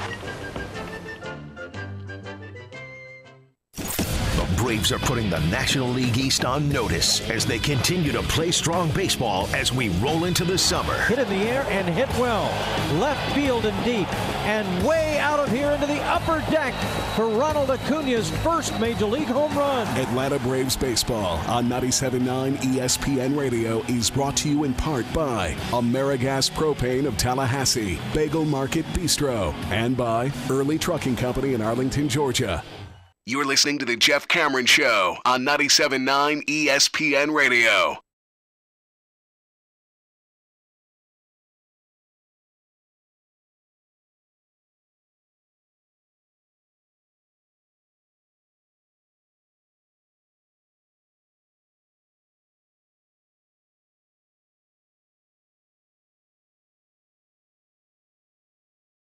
Jeff Cameron Show, 97.9 ESPN Radio. By the way, did you see where at the Pac-12 meetings, it sounded like we talk about kickoff, ACC kickoff, Big Ten kickoff, SEC kickoff. Pac-12 kickoff sounded an awful lot like a very desperate conference, from their TV deals lacking to the success in the postseason lacking, quality of play. Wasn't that long ago that the ACC was in a similar place? Very much so. It's you can overcome it pretty easily. If Washington wins early on against Auburn and presents themselves as a national title contender, and then they get better play out of USC, a couple other schools, maybe Stanford makes a run, then you can turn around the reputation on the field pretty quickly. Got to get that deal done, though, from the network standpoint. That's really an area that I think some people are frustrated with the Pac-12, because the talking points there have been about what could, quote unquote, what could save the Pac-12. Yeah, I mean, I think when you have, I believe it was the commissioner speaking, I was listening to ESPNU today, and he was in denial about all of the interconference issues that they have. You know, that they went 1-8 in the bowl season. I agree. You know, bowl records are overblown, but 1-8 is 1-8. At some point, it tells kind of the story of what's going on there. Yeah, it was a disastrous postseason, worst in Power 5 history. So you're calling to attention your problems when you do something like that. When you're combative, if you just say, "Yeah, these things go in cycles, and we're sure that in the next couple of years we're going to turn this thing around," I think people kind of leave you alone in that moment. But you're right. For the reputation of the conference, if Washington wins in week 1 and they do so by 10 points, I mean, it's funny how one game can change the conversation for the College Football Playoff Committee 6 weeks later. But it could, and that's what's on the line for the Pac-12 this year. But, let's just say that they have a better bowl season, and then they do well in the recruiting rankings next year. The ACC flipped its reputation seemingly overnight through Florida State and Clemson's successes once they actually won the big games or won the BCS bowls. Hiring better coaches is always the answer. When the SEC is down, it's because they have a slew of coaches that aren't doing a very good job. When the ACC is down, it's because they don't have quality coaches. When the Pac-12 is down, it's arguably because there aren't enough quality coaches at the premier programs. Like, you got to be doing better at USC. You know what I mean? and Larry Scott can continue to downplay the ineffectiveness of that conference or where it's at, but the product on the field and then also the lack of a connection with the network is a problem. I mean, they've had a lot of issues with the network, so those are two areas that people will be watching closely. But I think if Southern Cal's better and if Oregon can sustain the improvement that Willie helped make possible, if Cristobal can do that. If they're pretty healthy in the recruiting rankings right now. Yeah, and, listen, Stanford has got a Heisman candidate at running back, of course, behind a better line than they had a year ago. He should have a great season. So, it could be a good conference this year. We'll see. Well, I hate to sound like the old guy talking about the ACC in 2012, 2013, but you just need your flag waivers to be your flag waivers. Because always. If they do what they are supposed to do, then if you have another two teams in the top 20, people talk about you like you're God's gift to college football. It's amazing, But when there's only one or two teams that are right around 15 to 19 in the standings, then it's a complete joke. But it's just so self-evident. If Florida State and Clemson are operating at peak, and then Virginia Tech is in there, Miami's in there, or a substitute Miami for us last year, right? If it's Clemson and Miami and Virginia Tech is in and out of the rankings, you get NC State playing some pretty good football with a lot of kids. Or somebody like that, right? Right. All people can talk about is how deep and challenging the conference is. But you have to have your big dogs be your big dogs. Well, and I think the Pac-12 could do that because if you're looking for depth, you would say that Utah is a team that could surprise. They've got a lot of people back, and they're talented in the backfield. So, yeah, that could be another team that I think a year ago went 7-6, and obviously if they win 9 games, that's a different deal. I don't really care. I hope Pac-12 struggles. Doesn't bother me at all. It's just USC's let them down. Big time. What a shame. I do think, and I'm learning more about the transition for Kelly going to UCLA, that's going to be a little bit of a project. That's they're having to change everything that they run, everything that they do, the caliber of player they bring in, all of that. Right, which is different, okay, because I was going to say it all sounds the same, but the caliber of player they bring in, that's a problem. Yeah. Here, it's not the caliber of the player. It's what you run. When you rebuild, if you just have to change systems, it's hard enough, but it's doable when you have talent. But if you are devoid of talent or depth of talent and you're changing your system radically, as they are, you can expect growing pains to say the least, and I would think that UCLA is going to go through a lot of those. Okay, so by the time we get to Wake Forest, it's through the bye week, are we going to say that our offense is consistent? Do you think that we're able to say that at that point? I wonder. I mean, we have stars, and whoever the quarterback is going to be, but the offensive line may leave you in a position where you're not consistent. My question mark has been that from the get-go. I think that there are some misconceptions about what this offense is going to be or what it looks like when it is running well. We think of running a gazillion plays, and I'm not necessarily thinking of that, just a lot more plays than we're accustomed to. But I don't think he's not seeking to run 90 plays in a game. This isn't his goal. I think obviously you want to play at a much quicker pace, but he's talked some about certainly being able to slow it down when necessary as well. I think the other misconception is that we're just going to spread it out and throw it all over the lot. He wants to run the football. You want to play to your strengths. Your strength, without question, is in that backfield, and I think he's going to utilize that to a much larger degree than people realize. So I think in that sense we're going to run the ball more than people realize, just perception. And that means, Tom, that they're going to seek to have a very physical element to what they do. You have rightfully noted that the up-tempo offenses that have an awful lot of success, or even those that spread you out, are ones that can run the ball when they need to run the ball or have a physical element to what they do. See Auburn against us in the national championship game. See that Auburn team in general that year. I think that's what Willie is going to want to have here and put into play here. And you go back to when Willie made the decision to change his offense. It was at USF, and he was running a pro-style offense. He was lining up and wanting to run the ball downhill. Remember, his tutelage comes from the Harbaughs. So very physical, conservative, if you will, in these times sort of offense. he made the adjustment because, A, he didn't have the personnel, and he realized they were having a lot more success, given his personnel, in the 2-minute offense at the end of halves in general. It wasn't always just late in games. It was at the end of halves or at the end of quarters when they were in a hurry. And he thought, I can incorporate that. And so he began to kind of meld an offense around the two different styles and incorporate all of them. So I think we're maybe going to be in for a bit of a surprise that the offense is a little bit more physical than we realize. It's going to be a little bit more run-oriented than I think a lot of people realize. And it's not going to run as many plays as people think it is. And so the offensive line will dictate whether any of that is possible. It always does. Whether you're running pro style or this, you better be able to block it up, and you better be able to win some short-yarded situations. You better be able to win in the red zone, where obviously there is an extra defender because of the end line. So you've got to be able to run the football in those situations and get the tough yards.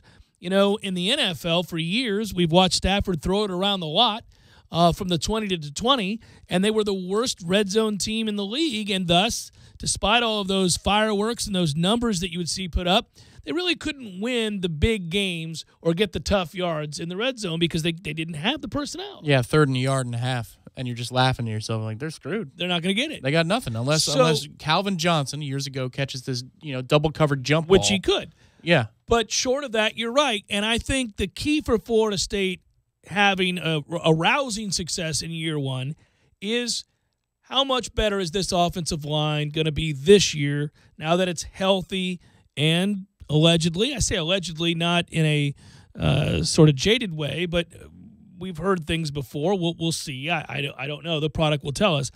But allegedly a healthier and stronger group up front. The overhaul and both diet and obviously exercise and what they're doing and how they're training physically will tell us that. If that happens, if they take a big step forward and those guys are better than they've been at any previous point that we've watched them, then, hey, man, Katie bar the door, the team could win 10 games.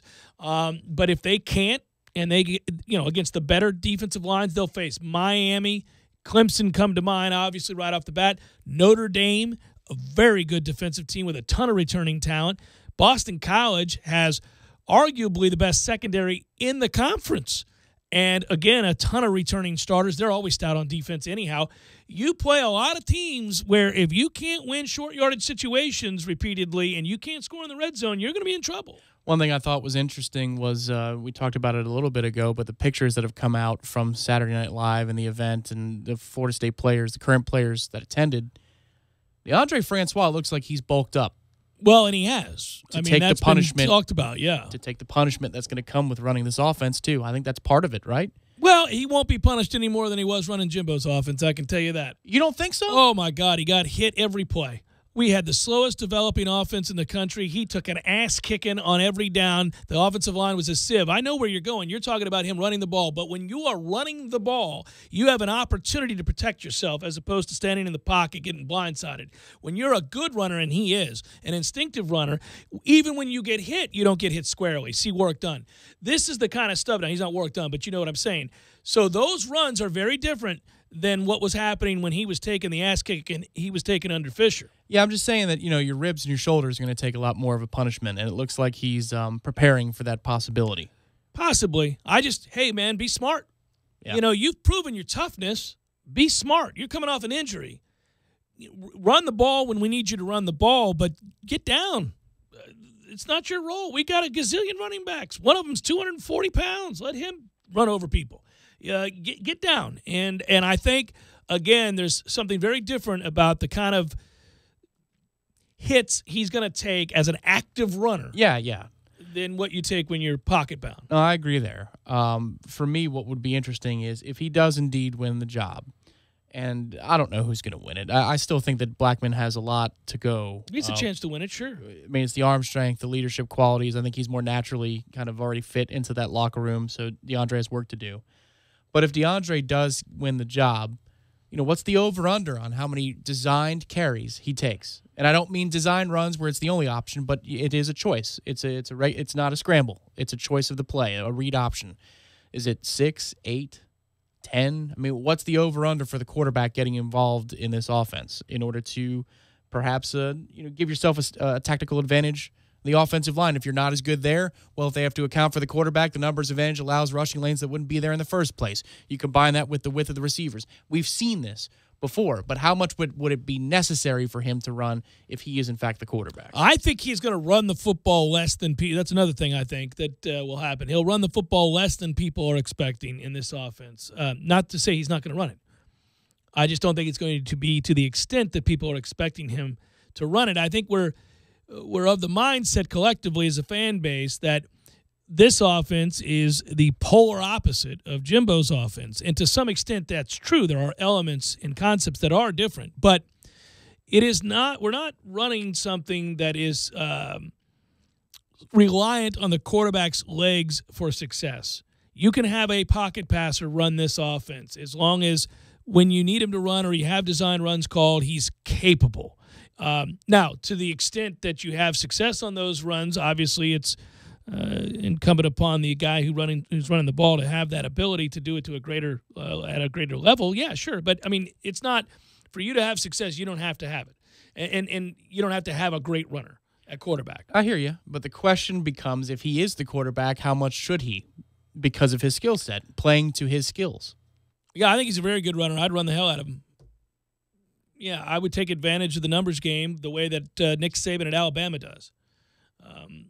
Jimbo's hero made the transformation to running those kinds of RPOs. I know Jimbo used to love to say, we have run-pass options. Yes, you do, Coach. You know what the intent of that question was. You know where the angle was. You just don't feel like talking about that. But those kinds of RPOs, yeah, I would do that. Because I'll tell you another reason why, and it's going to sound callous. I don't care if he gets hurt. I got a guy that started every game last year. Right. Yep. I got a guy that I can put out there and still I'll survive. Most years you go out there, if your starting quarterback goes down, you're done. Now, does it sound cruel to say I don't care if he gets hurt? Of course I care about the person getting hurt. I don't want the kid to get hurt. I don't want anybody to get hurt. But what I'm saying is the asset, it's not. That's right. It is expendable. It is. I can run my offense. I mean, hell, as much as he's talked about Bailey Hockman, he feels good about him too. So if I have some sort of combination where at some point he goes down in game 6 and I got to turn to Blackman, I don't feel bad about Hockman as a backup. Well, you got Cam Akers in a pinch, buddy. Jeff Cameron Show, 97.9 ESPN Radio.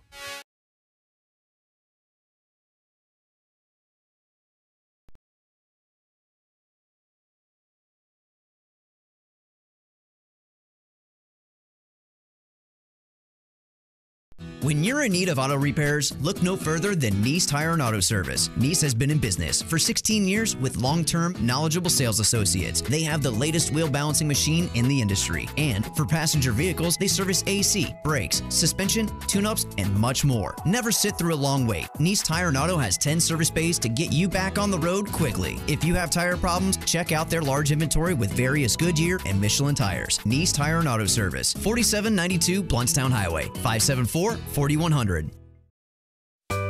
Sorry, boys, I did not have time to pack. We got this. It's right here, guys. We got this. I thought I could handle it. We got this. Moving doesn't have to be a hassle. Call us first at 2 Men and a Truck. No matter the move, home or business, we'll make it a smooth one. I forgot something. We got this.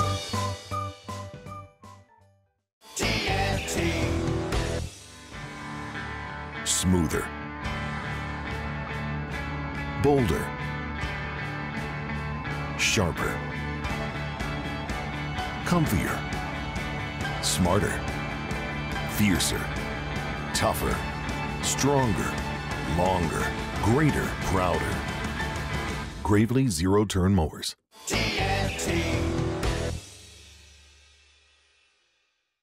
Chip rings, 10 Oregon rings, 2 UCF rings, and 5 pairs of Jordan shoes. The home is currently under renovation, and there are no suspects at this point.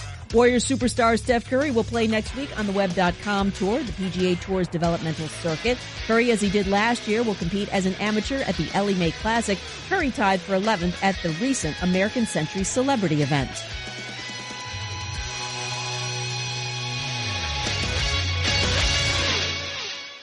Don't just listen to The Jeff Cameron Show. Watch it live. The Jeff Cameron Show Streamcast. Live weekdays 3 to 6 p.m. Head to ESPNTallahassee.com today to watch live or catch up on demand. The Jeff Cameron Show Streamcast. Brought to you by Nice Tire and Auto, your trusted Goodyear dealer.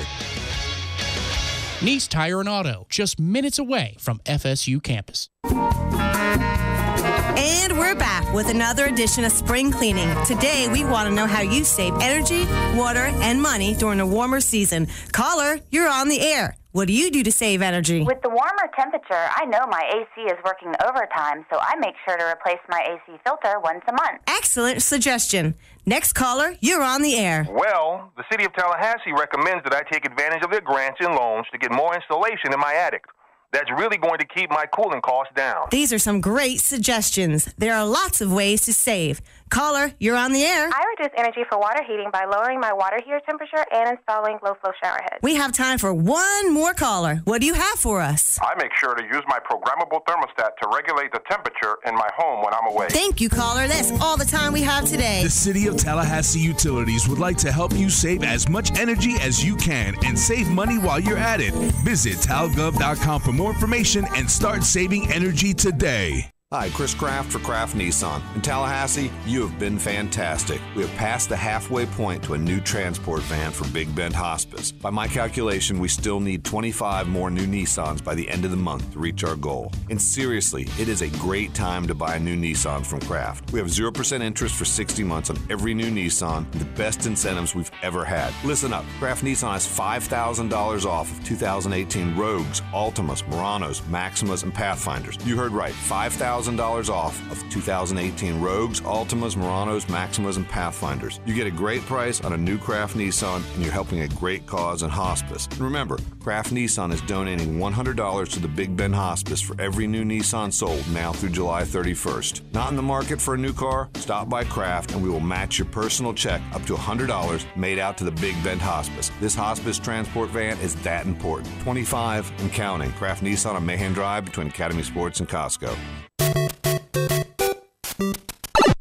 Games for Less, the only locally owned and operated gaming store in town, has Tallahassee's largest selection of new and used video games and game systems. The future of video gaming is at Games for Less, where they have both the PS4 and Xbox One. It's time to trade in your old systems and elevate your gaming experience now. Games for Less is also your headquarters for the best in retro gaming. Atari 2600, original Nintendo, Super NES, or Sega Genesis, you name it. They got it at Games for Less. Games for Less, the Super Walmart Shopping Center on Appalachia Parkway. Give them a call today at 850-219-3535. That's Games for Less.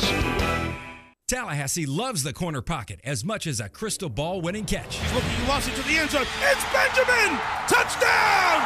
With 13 seconds left. The 97.9 ESPN radio special is a must-have every Monday and Wednesday at the corner pocket. 10 mouth-watering wings, a fresh side of fries, and a chilled domestic pint of beer are just $9.79 all day long. Be sure and try the fish blend of sauces, a true wing eater's favorite. The Corner Pocket Bar and Grill. He's gone! Home of Trivia Tuesday, Beer Bingo Thursday, and the daily $7.99 lunch special. It's been called shell shock, war neurosis, and battle fatigue. Today, we call it post-traumatic stress disorder, and it affects 1 out of every 5 warriors returning from battle in Iraq and Afghanistan.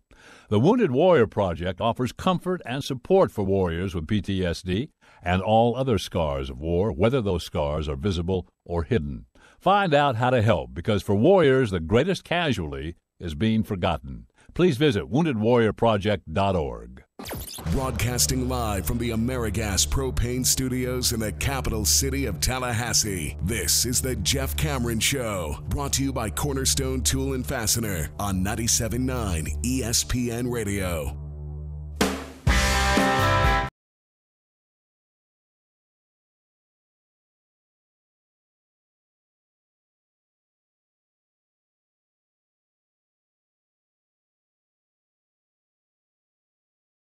My man loves the hell out of some Arizona basketball. Headline, man altered Lake Delton restaurant cable package to watch Arizona Wildcats basketball game.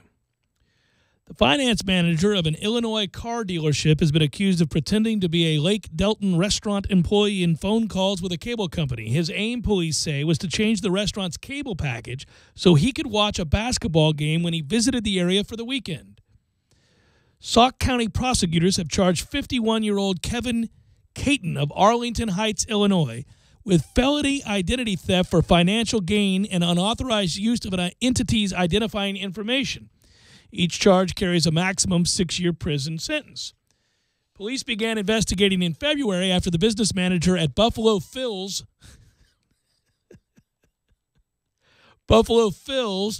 noticed a significant increase in the restaurant's cable bill. Contacted authorities. According to the criminal complaint, the officer eventually obtained 11 phone calls that were recorded by the cable provider. That was Charter Spectrum. In the calls, a man who identified himself as Pat Barkley asked to add the Pac-12 channel to the restaurant's cable package. He mentioned wanting to watch an Arizona Wildcats basketball game later that week. In one of the recordings, the caller allegedly stepped away from the phone, spoke with someone else in the background saying, "Hey, it's Kevin." In another call, police say someone can be overheard purchasing a vehicle in the background and explaining that they work a second job at a healthcare facility in Illinois. The officer called the healthcare facility and asked if they had an employee who recently bought a car. The facility put the officer in touch with female employees who said that recently purchased a vehicle at the Howard Buick GMC dealership in Elmhurst, Illinois. Through social media, the officer learned that Caton was a finance manager at a dealership and the only employee named Kevin. So he said the name.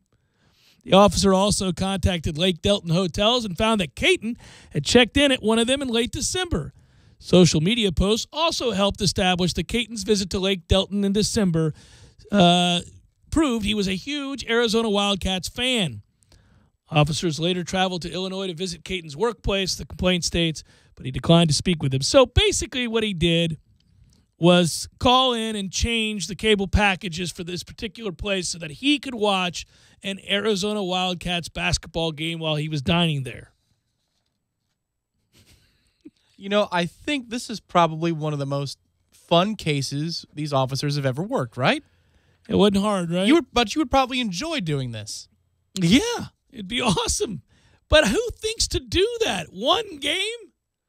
Well, I'll just call under the guys that I work for this particular restaurant and tell the cable company that we would like to add the Pac-12 network so that way when you and I go to eat while we're there on business or vacation, we can watch the Arizona Wildcats play basketball. What? Do it all the time. Oh, it's great. I hadn't thought it. I wonder how frequently that happens. That's a bizarre story and just fun to read. Or you could pay for the Pac-12 web rights. I mean, I'm sure it's not crazy, right? Maybe it is. That the old $10 a month, right? Wasn't that the old SEC network promo? Yeah, to the land, boy. I don't know. It's bizarre, but there he is, my man. He walked in. He said, "Can I get the Pac-12 network on, please?" We don't have that. Oh, I assure you, you do. Channel 496. Just give it a try, will you? I have a suspicion. Oh, look at that. Arizona's on. Just in time. Fantastic. I love Buffalo Phil's. That's my favorite part of the story, is that they went to Buffalo Phil's. Where are we going tonight? Buffalo Phil's for sure. Arizona's playing. You'll beef-up. Buffalo Phil's. I want to. Nah, it doesn't work. Buffalo Phil's works a lot better than Buffalo Jeff's. I was trying to think of a way. Buffalo Jeff doesn't sound. I don't know. You think that sounds criminal in some way? Sounds ominous. Yeah, like there's something happened to Buffalo Jeff, or Buffalo Jeff did something wrong. I had to. That's when I had to leave that job, and I started Buffalo Jeff's. Welcome in, ladies. I think Buffalo Tom sounds like a band. It is a band. It is? It's a band that we use, and we've played Buffalo Tom? Yeah, we've played bumper music here. It's one of my favorite bands. Oh, well, it's programmed in my mind. Yes, there you go. We have several songs in the system. You know, Prince sounds like an artist, sir. Yeah, we in fact, I think you played Buffalo Toms earlier in the show. Did I really? Yeah, in the first hour. That's hour. terrible. Yeah, you did. That tells you how mindlessly I hit the button You over just here. press the buttons. I just That's why stare at I put something the. and I just- Hey, we'll put this music in. Tom will just press the buttons. George Jetson over here. The Jets have signed quarterback Sam Darnold. He is in. He good. remains Oh. one of the last. Okay, that's good.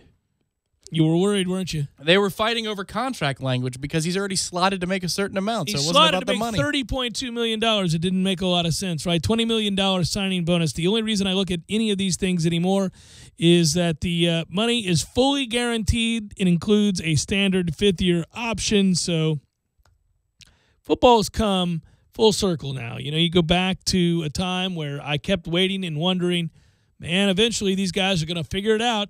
When you play one of the more dangerous sports that you can, careers are short. May want to get your money guaranteed, especially when people in the NBA and Major League Baseball already do. Come on now. What is it about Aaron Donald? And they were going on and on and on ESPN Radio earlier today. But, I mean, honestly, you know, if you're Aaron Donald, you're coming to the end of your rookie deal, and you're as dominant as he is, and the Rams trade for Brandon Cooks and swiftly sign him to an extension, a lucrative one. Mm-hmm. And then they paid Todd Gurley out the yin-yang. Well, I mean, Todd has been. I got you, but you're Aaron Donald, a game changer, fundamental game changer, and you can't get a deal going on 2 years now? Is he just an a-hole behind the scenes? Is he really somebody they can't... productive badass, but he never gets in trouble. I mean, he's not... What is wrong with that picture there? I mean, the Brandon Cooks example is pretty ridiculous. You're trading for a receiver, and you're going to pay him a lot of money. Aaron Donald has expressed his interest in remaining with the Rams repeatedly. He has said he wants to be there. He loves it.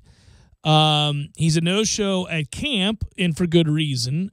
He's holding out for the extension, and it would make him the highest-paid defensive player in league history. That's relative because next year that deal will get broken. Right. But anyhow, well, he and Khalil Mack are competing for that title, and one may last one day. Well, let me just say this. Here's what I don't understand.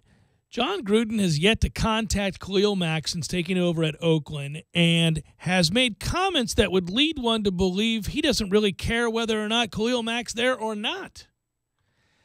That situation is weird there. Again, this is kind of a guess here, but I have a sneaking suspicion. I've said this before. John's going to struggle to relate. It's kind of bizarre to me, right? I mean, look, I'm looking at this. Here's the quote. I looked it up while I was thinking of it because I read it earlier this morning. He was on the NFL Network, John Gruden was.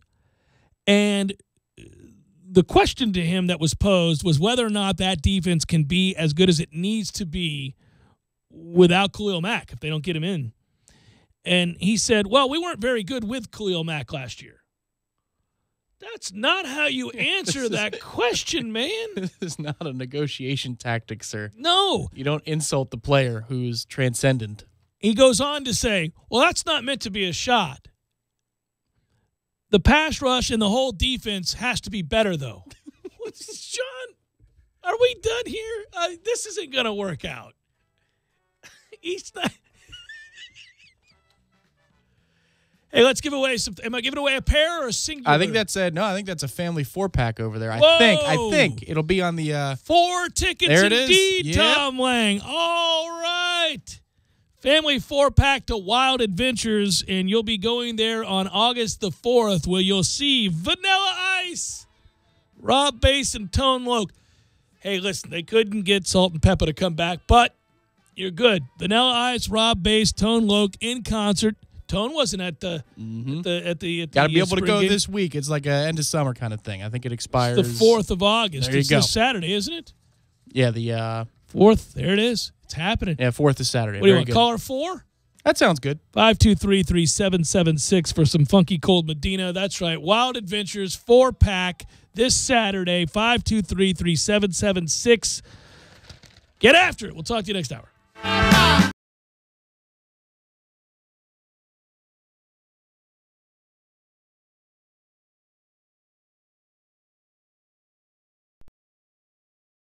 When you're in need of auto repairs, look no further than Nice Tire and Auto Service. Nice has been in business for 16 years with long-term, knowledgeable sales associates. They have the latest wheel balancing machine in the industry. And for passenger vehicles, they service AC, brakes, suspension, tune-ups, and much more. Never sit through a long wait. Nice Tire and Auto has 10 service bays to get you back on the road quickly. If you have tire problems, check out their large inventory with various Goodyear and Michelin tires. Nice Tire and Auto Service, 4792 Bluntstown Highway, 574-4100.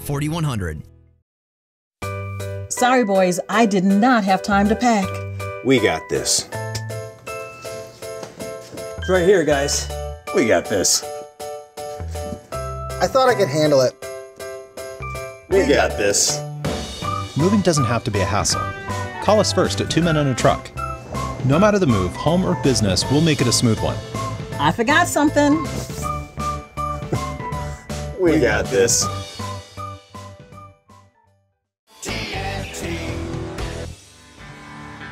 Smoother,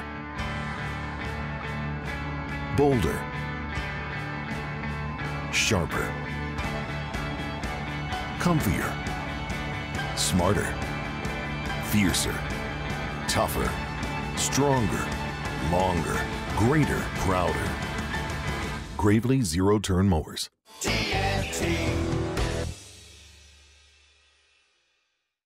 Car safety and visibility. With Florida Full Coverage Insurance, windshield replacement is free. So choose the local company you know and trust. Seminole Auto Glass, 850-539-4527 or at SeminoleAutoGlass.com because no one takes care of your car like Seminole Auto Glass. It's been called shell shock, war neurosis, and battle fatigue. Today, we call it post-traumatic stress disorder, and it affects 1 out of every 5 warriors returning from battle in Iraq and Afghanistan. The Wounded Warrior Project offers comfort and support for warriors with PTSD and all other scars of war, whether those scars are visible or hidden. Find out how to help, because for warriors, the greatest casualty is being forgotten. Please visit woundedwarriorproject.org. I give to you easy laundry service from my friends at Wash Around the Clock. Oh, buddy, this is a game changer. If you're like me, your life is hectic. Between work, school, your kids' sporting events and activities, well, it leaves you precious little time to kick back and take a load off. About the last thing you want to do is hours of laundry, but there it sits, staring at you, taunting. No more. That's right. More watching, less washing.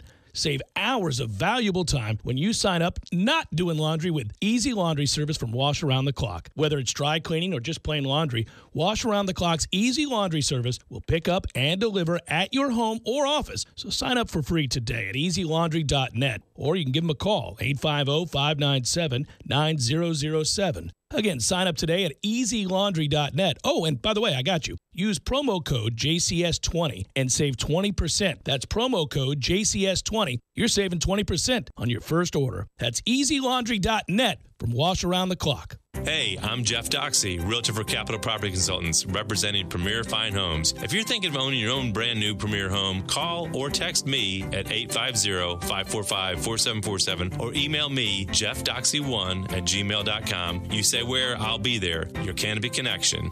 Eat, sleep, fish. Mike's Marine Supply and Skeeter Boats want to get you out on the open water. They're your local Skeeter dealer, custom rigged with the Yamaha outboards. Stocked with a full line of Skeeter boats from the Bass to the Saltwater Bay Series, Skeeter has been recognized for 18 consecutive years as the leader in customer satisfaction for fiberglass outboard boats. Check in at Mike's Marine Supply for the spring specials starting soon. Located at 1296 Coastal Highway, Panacea, Florida, call Mike's Marine at 984-5637. Online at mikesmarinetallahassee.com. Driving every day from the AmeriGas studios in the capital city of Tallahassee, this is 97.9 ESPN Radio, WTSM, Woodville, Thomasville, Tallahassee.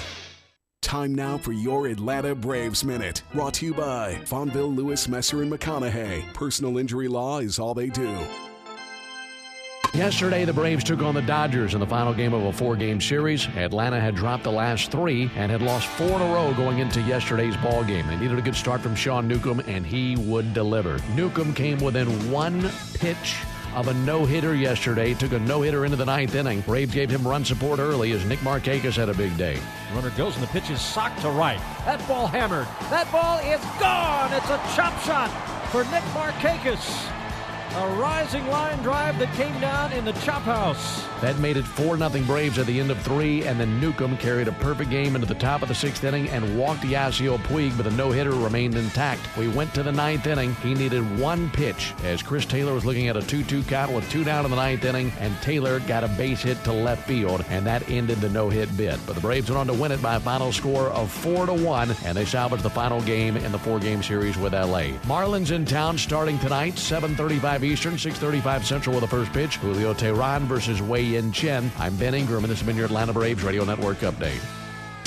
Fonville Lewis Messer McConaughey sponsors Braves baseball so that all of you can enjoy the action. Ever since the days of Hank Aaron and Dale Murphy, we've been Tallahassee's home run hitting law firm. And because we don't get paid unless we win, we want to win every case as much as Chipper Jones wanted to win every game. So when you're injured, don't just trust any law firm to handle your case. Make the call to the bullpen for a trusted closer. To see our stats on the back of our baseball card, visit wrongfullyinjured.com. Fonville Lewis Messer McConaughey. Personal injury law is all we do. Broadcasting live from the AmeriGas Propane Studios in the capital city of Tallahassee, this is the Jeff Cameron Show, brought to you by Cornerstone Tool and Fastener on 97.9 ESPN Radio.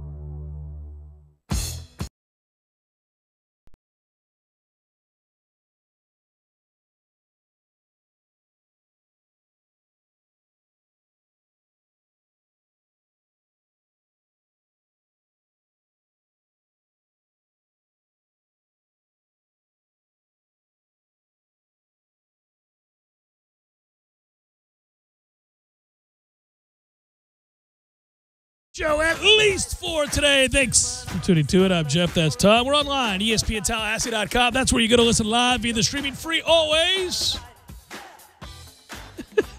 Just now saw the Buffalo Jeffs. Jimmy sent me on Twitter a picture of me with the Fred Flintstones. Oh, yeah. What was it, the Elk Lodge or what was it called? It was the Buffalo Lodge, wasn't it? Yeah. They do the whatever they're the water buffalo something. Yeah, that's right. Yeah, it's the same ridiculous picture on Twitter. He sent it to you and me. It's fantastic. Hashtag a-hole.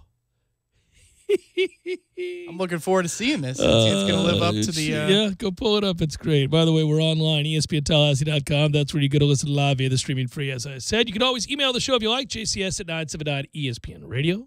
Hashtag a-hole. There it is. Twitter, it's at J Cameron Show. WTSM app. It's like a fluffy one. Yeah, it's fantastic. It's like the ones they wore, the gigantic. WTSM app free for your mobile devices. Florida State hit it out the park, man. SNL was a success. If that turns into the kind of success that could convince a guy like Cardell Thomas to come here, woo, ring the bell, baby. But a trend has occurred here, and that is that Willie Taggart and his coaching staff are resonating big time with recruits, and they are winning these battles. They are getting kids to say yes. They are winning over people who otherwise at times didn't consider Florida State until rather recently. So let's hope that continues. 3 young men already saying yes to Florida State since SNL. Good sign.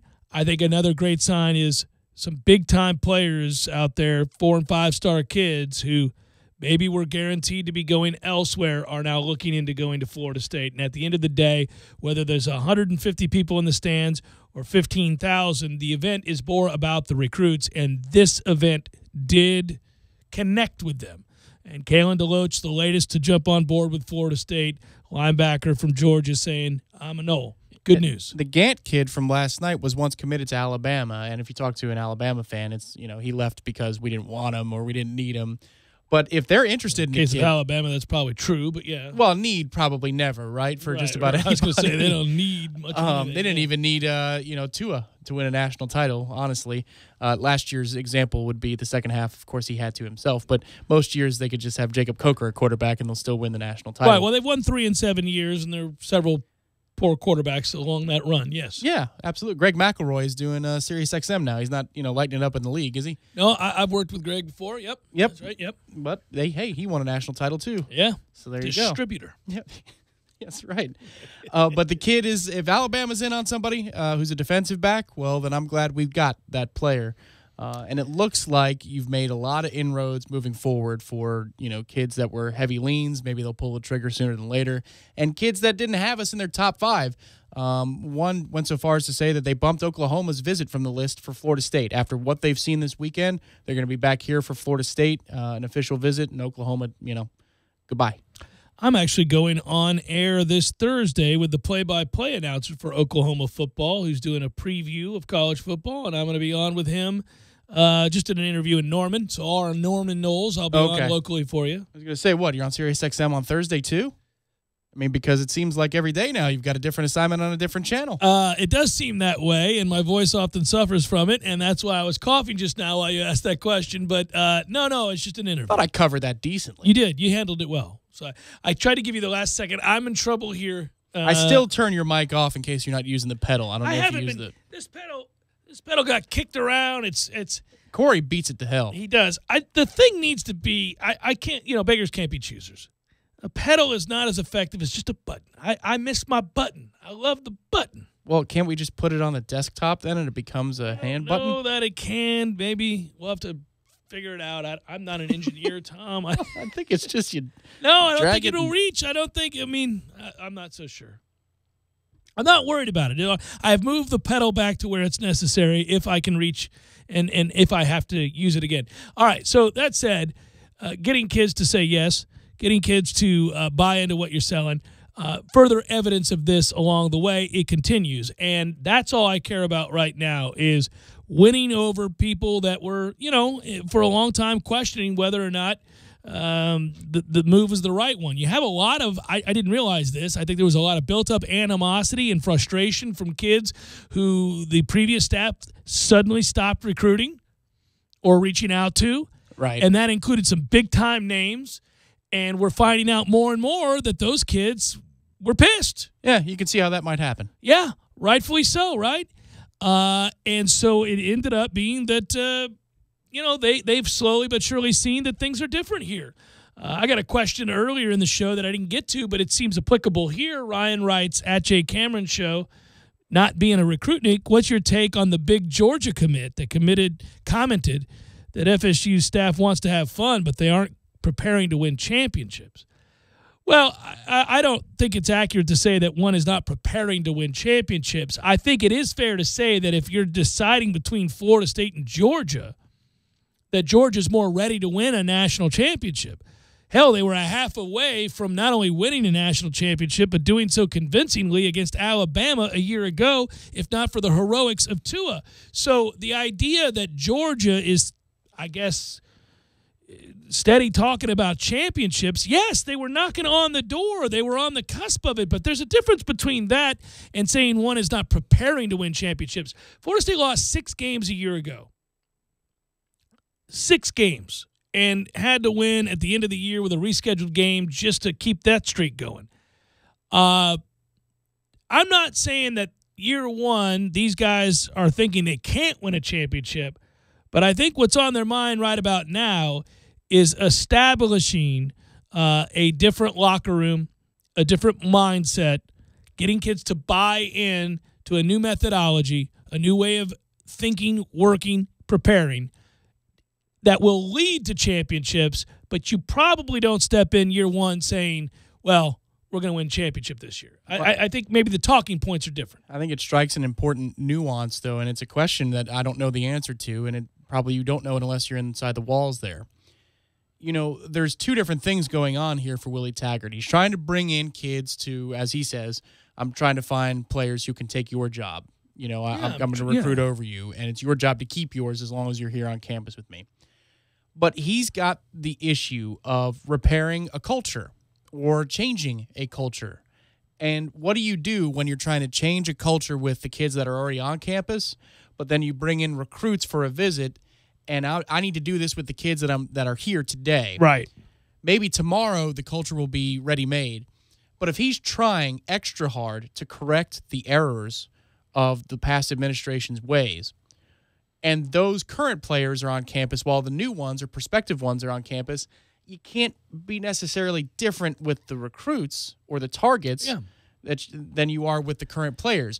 All I'm saying is in 3 years, maybe when a recruit comes to campus, it's a little bit different around here, not just because hopefully he has the players he wants and we have the results that we want, but he has to go over and above in constantly changing the habits of Jimbo's players. Well, and I think it's important that the recruit mentioned that they're preparing to have fun and they want to have fun.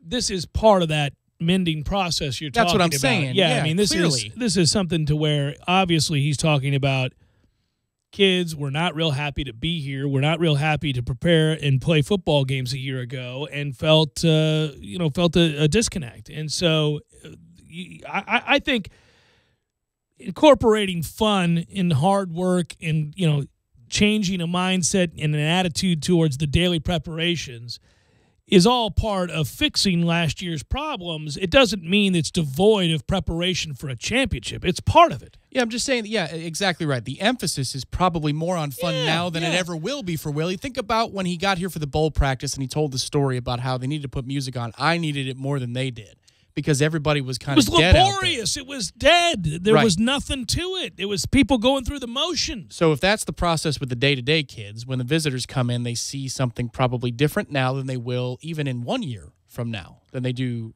when Willie's working with the current players and trying to change the way that they see the program themselves. I think, too, kids are kids. Kids saying whatever he's saying. I mean, I don't worry about it. I don't think it portends of a problem around here where they're so hell-bent on having fun, they're not concerned with winning football games. Like, what's the implication? I mean, I think they care an awful lot about winning football games. This is all towards the goal of winning a lot of football games. That's not getting lost in translation. You can't just come here and dance around and listen to music and go get your ass beat. That's not the thought.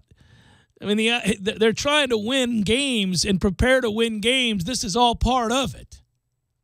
It'd be a hell of a mantra, wouldn't it? Dance around, listen to music, listen to music, get your ass beat. Yeah, I don't think that. No, all that dancing would soon cease if you were sitting there at 4-8. It's like the kids who do the sway on the sidelines back and forth, and then it's 30-0. They still doing the sway? I know this. We had kids chuckling and yucking it up on the sidelines of a 35-3 contest a year ago on the road at Boston College, and you wouldn't have found a more serious button-up coach than Jimbo Fisher, and yet there they were, smiling away during an ass beating. So, you didn't ask Adazio off the record about that game, did you? I did not. I asked him on the record about that win and about that game and what expectations would be based in part of games like that a year ago. Maybe next year, since we'll be far enough away. And off we will the record, have won this year's game, right? Right. You say, when did you know? Like, was it first drive? Was it pregame? When did you know? Was it this film? Will speak to whether or not he's all where our circle of trust is, because I am going to attempt next year. If all works well, he's still there, and I'm still here. Coach, why don't you leave your digits right there? Well, sure. I thought you'd never ask. No. What I want to do is ask him. I'll say, hey, I'm never going to burn you. I've been good to you. Can we have a talk? Been good to me. You question Boston College and the integrity every year. Not the integrity. I've never questioned the integrity of Boston College. I've questioned whether or not you can win more than 7 games at Boston College. Now, anyhow. And, Coach, you've yet to do that. So here's what I'll – Well, now you're not getting it. No. But what I would say to him is, okay, so I'm a big fan. I think you do good work. When did you know? When did you know a couple years ago that this was going to be a walk in the park and that you could maybe pick your number, that you could just give the ball to A.J. Dillon 50 times and that would be the end of it? We weren't going to be tackling anybody anytime soon. Was it when after we picked up the trick play? Was it the trick play by itself? Because Jimbo doesn't run those. Was it that Cam Akers threw the football? Did you know right then? Oh, my God, he's resorting to trick plays with his kids. We celebrated it, though. Oh, we sure did. Because we just never saw those plays. I mean, he ran one the year prior with Jaquez Patrick. Who threw a dime. Yeah. Man, you put a quarterback and Jaquez and Cam on the field at the same time, who's going to throw the ball? You never know. By the way, the Kalen DeLoach kid who committed and said that he was excited. He chose between us, Auburn, Alabama, as you mentioned, Michigan, Tennessee. He's the first coach I told I don't think he was expecting me to commit like that, so he was very excited. This is the first recruiting class at Florida State, so he was excited about me being his first linebacker commit in the class. I was talking with Coach Raymond Woody about the position that they liked me at. We were going through plays and things like that. Then I told him that I wanted to commit. Well, I love hearing these kinds of things. And he went on to say that he feels like Florida State's the right fit and that Coach Taggart will get it back to where it was just a few years ago. You can never get enough of those quotes. I know they're garnet and gold colored glasses for the day, but man, you just can't get enough of those quotes. A guy buying all in. Well, see, I think you're more of an inside backer than an outside backer. I'm committed. All right, ring the bell. Okay. By the way, I do like his tweets, the ring, ring, ring. Makes me laugh. It's so old school, and yet he's so young. Ring, ring, ring. Sounds like a home phone in your kitchen. Or a button that an operator pushes. That's a good T-shirt right there. Oh, ring, ring, ring. Yeah, it's great. Jeff Cameron Show, 97.9 ESPN Radio.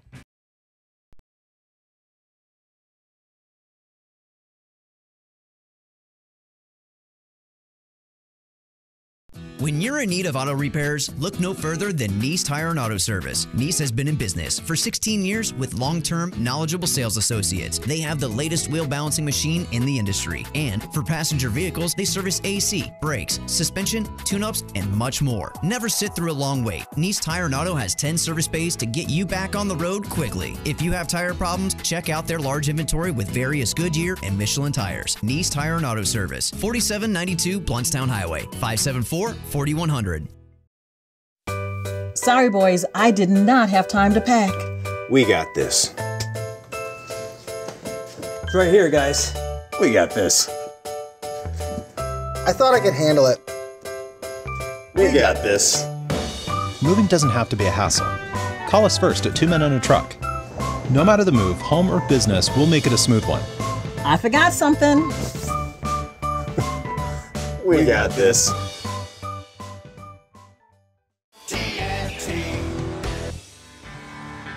Smoother, bolder, sharper, comfier, smarter, fiercer, tougher, stronger, longer, greater, prouder. Gravely zero-turn mowers.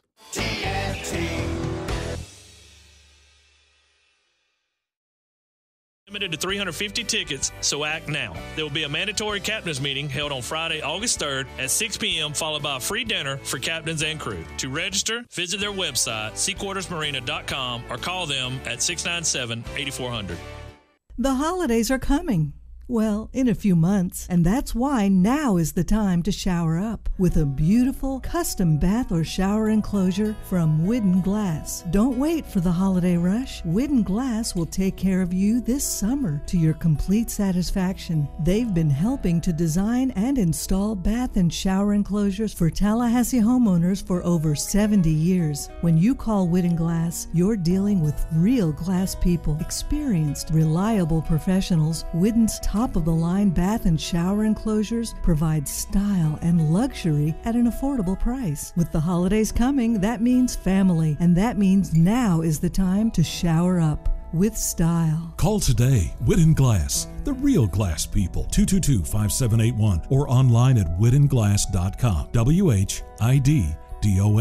Widden, Tallahassee's first family in glass since 1945. 222-5781. Barry knows cool, he's keeping you comfortable. Barry knows cool, you can put him to the test. Summer temps in Tallahassee can mean extra stress on your AC unit. Let Barano Heating and Air Conditioning help with their Total Comfort Service program. Visit BaranoAC.com for info. You'll also find money-saving rebates, energy-saving tips, online scheduling, and more. Turn to the experts at Carrier and Barano Heating and Air. Call 580-4029. License for CAC 057652.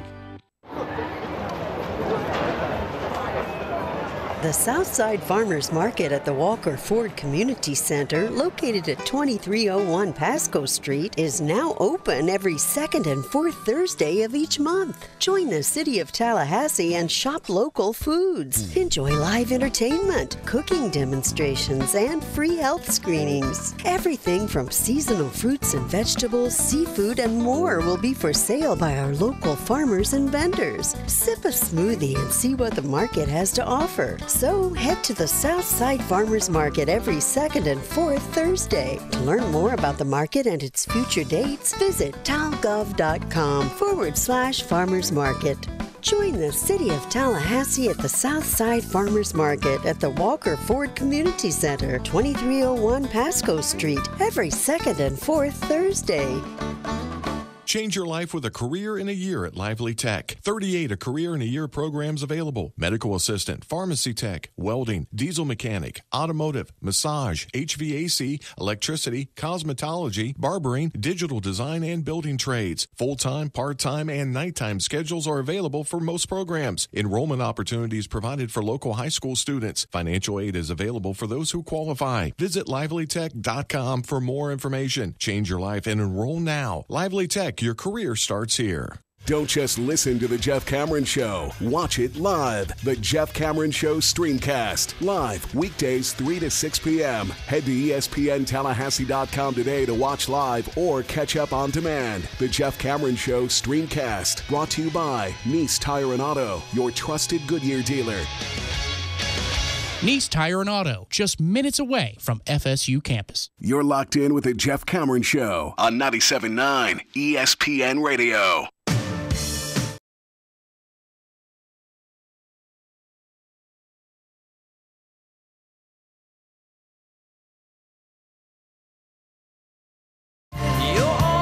It's a pretty crazy story, and it seems like, well, maybe a depressing time to bring it up as we're this close to football starting, preseason football getting underway in the NFL in a week. Hall of Fame games on Thursday, apparently. This Thursday? Yeah. This Thursday. There are football players hitting one another for real in a game. Not one that counts, but a game nonetheless this Thursday. Woo! See, all that's exciting, but then there are these stories, and they're not going away, and they're not going to continue to go away. There's something that I worry at all times about when it comes to the enjoyment of the game of football. You know, when you think about just whether or not you're going to continue to enjoy watching football, because part of this excitement, part of this enthusiasm that we all have is in anticipation for, obviously, the excitement surrounding a game we have a great passion for, a love for a game that's played a certain way, and that has been changing over time and continues to radically change.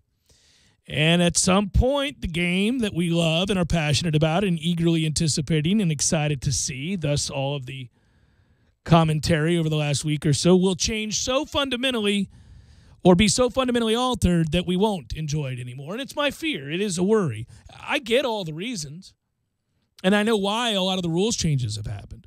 I've second-guessed the way they've gone about implementing them. I've second-guessed the spirit of some of those rules. I've said, well, football's a dangerous game as long as everybody's informed as to that fact, that you could get really hurt. And there may be long-term repercussions for playing this game, and maybe some that you don't want to deal with that involve your brain as well as other body parts. As long as we're all on the same page that that is, in fact, true, well, then we can proceed. I've often compared it to NASCAR. You know, if you drive a car 200 miles per hour, you could die.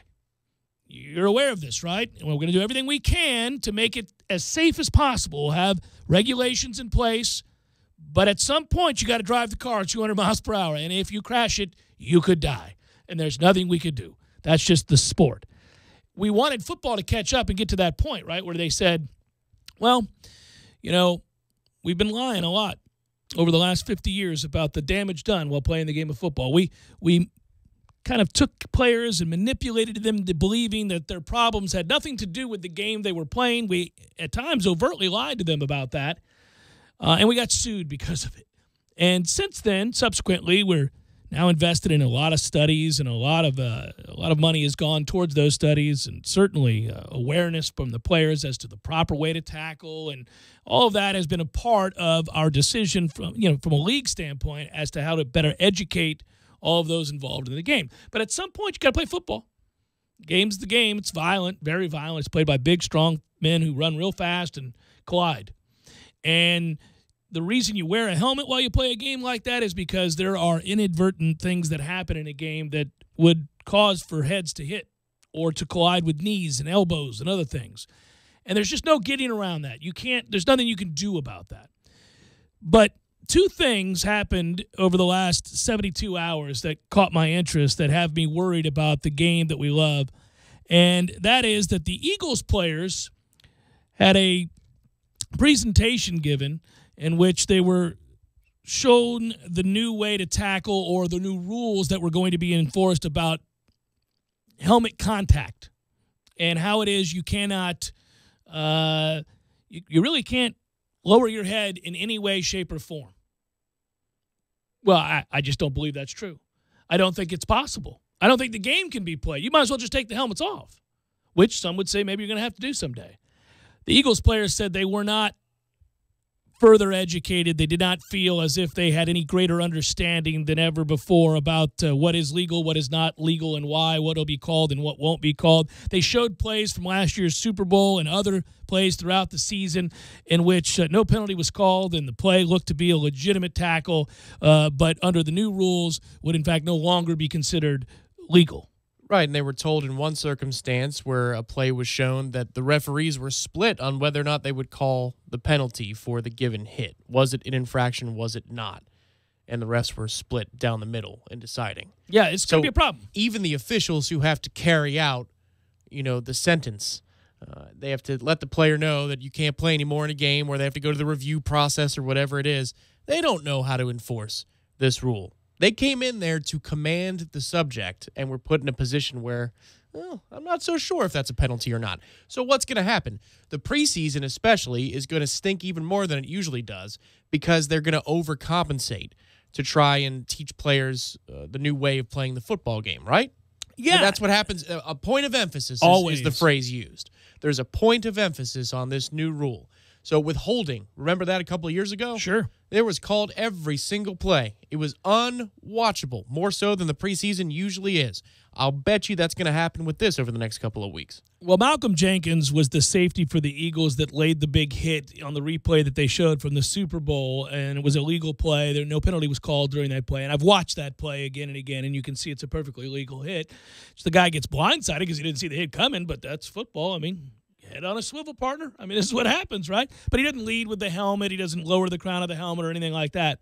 But they were telling him that would now be an illegal hit, and it left him perplexed. Nigel Bradham was asked a question about whether he had a better understanding as what they would call or would not call and how to tackle. He said, well, we asked a lot of questions, and they couldn't provide answers for us. They couldn't give us the answers we were looking for. Under the new rule, and I guess I should lay it out here, a player will be penalized 15 yards, potentially fined or ejected for lowering his head to initiate and make contact with his helmet against an opponent. So initially when this came out, I thought, well, this is a rule that's already in place. It's always been in place in college or as of late in college and in high school and in the pros to some degree. If you lead with your helmet as a means to make a tackle, which is seldom done, your head is at the top of your body. If I'm leaning forward to tackle you, even if it's with my shoulder, my head is going to be out in front of me. There's nothing I can do with that.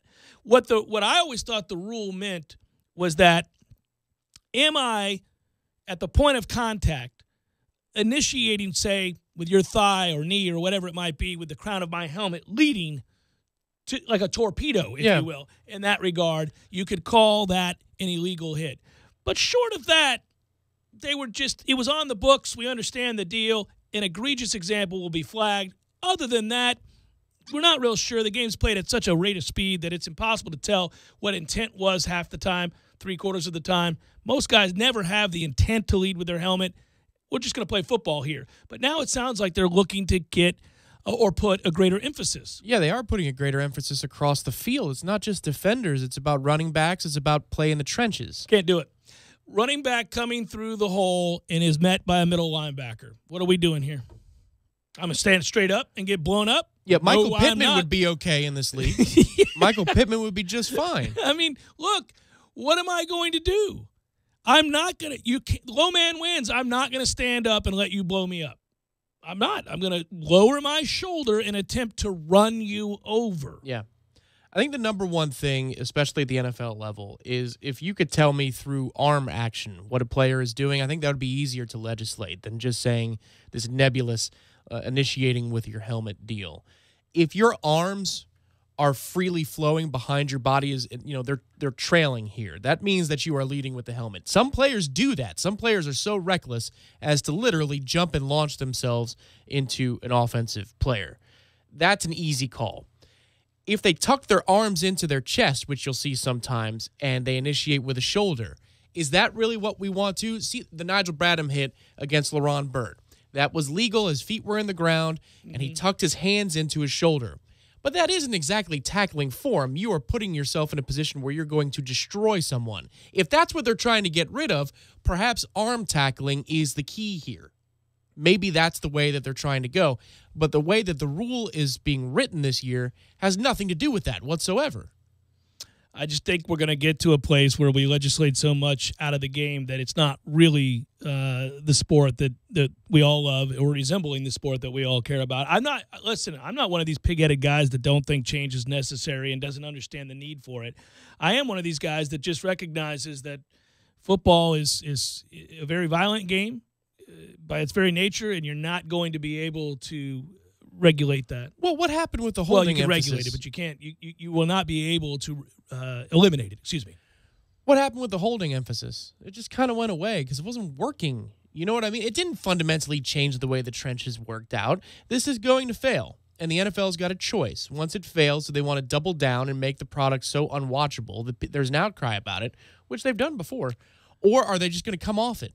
I think the latter is going to happen, but there's going to be a growing pain and a backlash to it. They have to see it. It's almost like they can't predict that it's going to happen, and of course it's going to happen. Yeah, it's definitely going to happen, and you see the result of this right now is that rookie Roquan Smith for the Bears from Georgia, a great linebacker, he's unsigned, and part of that is because there's language in his contract that he didn't agree with. He and his agent said, no, we're not going to sign this.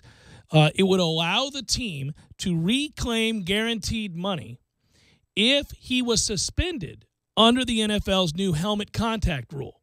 And they went, the hell with that. You're not messing with my money. I know one way to play this game. I've always played it this way. I'll abide by the rules.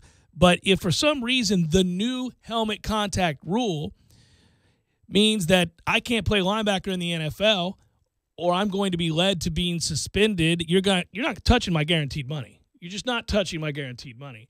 And I understand why an agent would immediately tell his client, we're not signing this. Right. Well, the game changed, literally. Yeah. Because now they're going to have to enforce this. You know, the easiest way to do this, honestly, and I know soccer is this big bad thing, and you don't like it if you like football. It's hard to like both, it seems. Less and less that's the case, though. More and more people like both. I agree, and I'm in that camp. Me too. Yellow card, red card system is not out of the realm of reasonable solution for this, right? I mean, hell, slap a pizza company logo on it if you want to. That's what the NFL does. But shouldn't there just be a card system for a warning or an ejection, or if something is so egregious that we all can kind of agree it's an ejection? If you need to review it, I suppose you could. But people argue about red cards all the damn time in soccer, and somehow that sport persists just fine. Yeah, I just think we're at a place, man, where, again, you've done an awful lot to shine a light on what we consider now to be an illegal hit. You've done an awfully good job, I think, of trying to educate players and in the offseason and at the lowest levels on up. There's been a point of emphasis now on, once again, kind of really emphasizing proper technique and tackling when possible. But again, these are guys that hit with a fury that maybe the game's inventors could have never have imagined. And so the violence levels have increased in a way that make everybody very uncomfortable. And that's fine. I mean, I remember when Howard Cosell said he could no longer, in good conscience, do play-by-play for boxing. He thought that what he was watching was barbaric, and he would not be part of barbarism, and he would no longer watch. He thought that the sport was now being, well, I don't want to put words in his mouth, but he went on a long diatribe about why he couldn't be part of boxing any longer. And that was his decision, whatever. Right. Other people said fine. But if you feel this way, if you read enough about guys who are crippled in their 40s and 50s that you no longer want to watch, that's fine. We'll get to that point. But the game is violent. Yeah, it just is, and it's going to be played by guys that are unbelievable athletes. They're going to deliver punishment that's hard to imagine, just as long as we're all on the same page and understand that. Yeah, I agree with the end result. If that's what is going to happen to you and you decide still to play because it's going to change your family for generations, that's right. It's your life. That's your life. You can, in a way, shorten it as much as you want to. You can smoke a bunch of cigarettes, drink a bunch, do a bunch of drugs, play football, whatever it is. It's your life. Go ahead, man. As long as you're not hurting others, except in this very sanctioned bit of 60 minutes every Sunday. And as long as the league is not deceiving you, openly deceiving you, yes. Bob Costas did the same thing a couple of years ago, so I can't do football anymore. I mean, I have a hard time. It rings a little hollow. You want to give your salary back from all those years that you covered it? How morally affected are you truly? Well, the color analyst for college football, whose name escapes me now, who played college football, played pro football, walked away too because of how violent it was. But he didn't get on a soapbox. He just said, "It's my decision. I'm walking away. I don't want to make any more money off this. I'm going to walk away. I don't feel good about it anymore." Well, that was his decision. Sure. I'm fine with that. That's fine.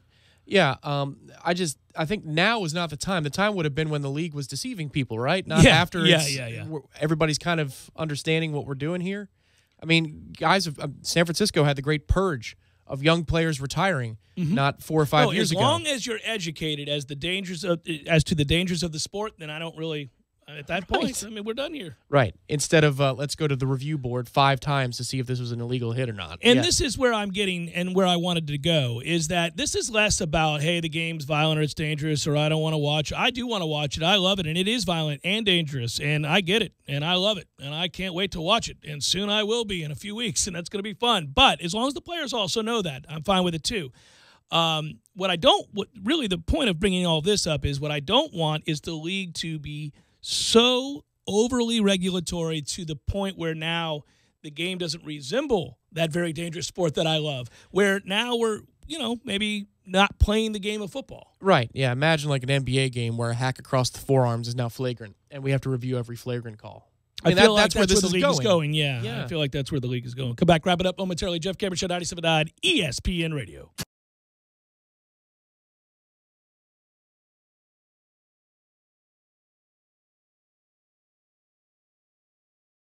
When you're in need of auto repairs, look no further than Nice Tire and Auto Service. Nice has been in business for 16 years with long-term, knowledgeable sales associates. They have the latest wheel balancing machine in the industry. And for passenger vehicles, they service AC, brakes, suspension, tune-ups, and much more. Never sit through a long wait. Nice Tire and Auto has 10 service bays to get you back on the road quickly. If you have tire problems, check out their large inventory with various Goodyear and Michelin tires. Nice Tire and Auto Service, 4792 Bluntstown Highway, 574-4100. Sorry, boys, I did not have time to pack. We got this. It's right here, guys. We got this. I thought I could handle it. We got this. Moving doesn't have to be a hassle. Call us first at 2 Men and a Truck. No matter the move, home or business, we'll make it a smooth one. I forgot something. We got this.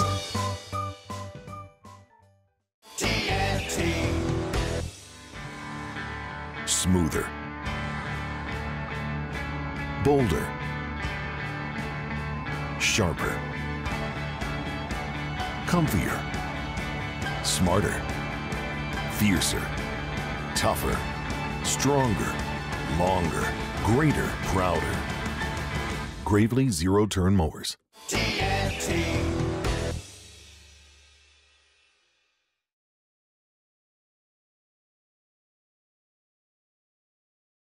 Matching blower free. A $189 value for free. Cornerstone Tool and Fastener with 2 locations to choose from. 1110 Stuckey Ave and 3269 Crawfordville Highway.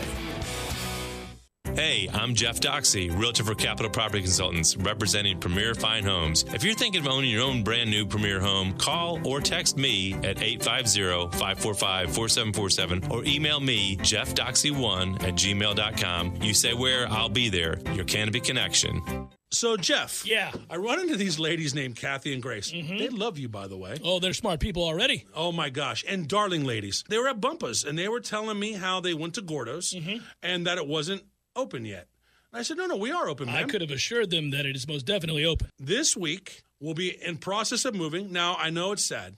I've been there for... I'm a little emotional. I love the old Gordo's. You're telling me the new Gordo's is going to be better, though? Well, the Gordo's in Market Square, the old Gordo's on Pensacola Street. It's not going anywhere. Still open. Still open, going to be there. For life. I hope so, God willing. And if you're on this side of town, you can always come eat at Bumpus. New one is open when? A week, 2 weeks, something like that? I'm shooting for a week, Jeff. All right, I like it. Shooting for a week and same maybe great two. Food, same mahi, new drink specials, more specials, more beers. We'll have a patio. All right. We're going to have, with fans and everything. It's going to be highfalutin, Jeff. Highfalutin, the new Gordo's in a week or two. And in the meantime, go to Bumpus. In the meantime, please come check out Bumpus. All right. Yay, new Gordo's. We'll see you soon. Right on. This Day in Sports brought to you by Superlube. Superlube, 19 Tallahassee area locations. Quick, convenient, no appointment necessary. This day in sports history. July 30th, 1990. Baseball Commissioner Fay Vincent ordered George Steinbrenner to resign as general partner of the New York Yankees as punishment for Steinbrenner paying a known gambler $40,000. The investigation took 4.5 months, but did not end up being permanent as Steinbrenner was reinstated in 1993. Time now for your Atlanta Braves Minute. Brought to you by Fonville, Lewis, Messer, and McConaughey. Personal injury law is all they do. Yesterday, the Braves took on the Dodgers in the final game of a 4-game series. Atlanta had dropped the last 3 and had lost 4 in a row going into yesterday's ball game. They needed a good start from Sean Newcomb, and he would deliver. Newcomb came within 1 pitch of a no-hitter yesterday, took a no-hitter into the 9th inning. Braves gave him run support early as Nick Markakis had a big day. Runner goes and the pitch is socked to right. That ball hammered. That ball is gone. It's a chop shot for Nick Markakis. A rising line drive that came down in the chop house. That made it 4-0 Braves at the end of 3, and then Newcomb carried a perfect game into the top of the 6th inning and walked Yasiel Puig, but the no-hitter remained intact. We went to the 9th inning. He needed 1 pitch as Chris Taylor was looking at a 2-2 count with 2 down in the 9th inning, and Taylor got a base hit to left field, and that ended the no-hit bid. But the Braves went on to win it by a final score of 4-1, and they salvaged the final game in the 4-game series with L.A. Marlins in town starting tonight, 7:35 Eastern, 6:35 Central with the first pitch. Julio Teheran versus Wei-Yin Chen. I'm Ben Ingram, and this has been your Atlanta Braves Radio Network update. Fonville, Lewis, Messer, McConaughey sponsors Braves baseball so that all of you can enjoy the action. Ever since the days of Hank Aaron and Dale Murphy, we've been Tallahassee's home run hitting law firm. And because we don't get paid unless we win, we want to win every case as much as Chipper Jones wanted to win every game. So when you're injured, don't just trust any law firm to handle your case. Make the call to the bullpen for a trusted closer. To see our stats on the back of our baseball card, visit wrongfullyinjured.com. Fonville, Lewis, Messer, McConaughey. Personal injury law is all we do. Broadcasting live from the AmeriGas Propane Studios in the capital city of Tallahassee. This is the Jeff Cameron Show. Brought to you by Cornerstone Tool and Fastener on 97.9 ESPN Radio.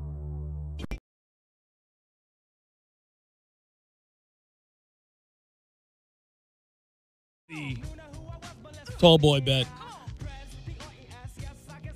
2 games apiece. We got the games that we needed to split with you. I said from the beginning we need Thursday and Sunday to have a prayer here, and we got both of them, the second of which by the skin of our teeth. Well, 1-0 will hurt, but, I had a bad feeling that was going to be a very, very, very, very, very low-scoring game. I just didn't know we'd get shut out because I hate wasting a really well-pitched game from my starter. Right, yeah. Well, that's my whole season once every 5th day. Yeah, that's true. Yeah, it was 1-0 with the old pitcher RBI down the right field line. Yeah, I know. Yeah, that hurt. I saw that go bouncing in the corner there and went, At least the other one, that your guy DeGrom, who gets hurt every time that he takes the hill because you can't score, at least that ended 5-0. It wasn't 1-0. You'd be like, all right, well. Yeah, he gave up 3 runs over 7, which for him is just, that's a lot. Terrible day. A deluge. Then again, We're at that place now in baseball as we get set to do probables that 4 o'clock tomorrow, who's in? Who's in? It's a weird time because should the Phillies be in? Should the Braves be in? Should the Nats decide to blow it up? You got a lot of decisions to make here. So I didn't get to tell my Alex Anthopoulos story from the affiliate weekend, which was eons ago now. But I was a guest of the Braves up there in Atlanta at SunTrust Park. And, you know, they brought by Don and Jim and did Ben. they? Yeah. Don is, man, he is up there. I didn't realize how old that dude looks. He still looks the same to me. I saw him, I met him on a flight coming out of Albany about almost 20 years ago now. That's what 20 years will do to you. But I thought, okay, that's nice. They're doing the meet and greet thing. Like when you go do meet and greets. Right. I was like, I'm not going to bother these guys. I know how this is. Well, then they brought in Alex Anthopoulos, and I was very interested. I said, okay, the general manager and Questions to president ask of baseball operations was in. And he decided to speak off the record for about 5 minutes before taking questions. He was talking to people about the situation of the team heading into the trade deadline. Sure. He talked about how they're going to have a DL announcement in 30 minutes, and you guys will see. But it was Vizcaíno, their relief pitcher. He said he's going to go on the DL. It's going to say 10 days, but he's probably out to closer to 6 to 8 weeks. So, holy smokes. So he's bringing it. And I got to ask him a question about analytics, about, paralysis by analysis versus, using the eyeball.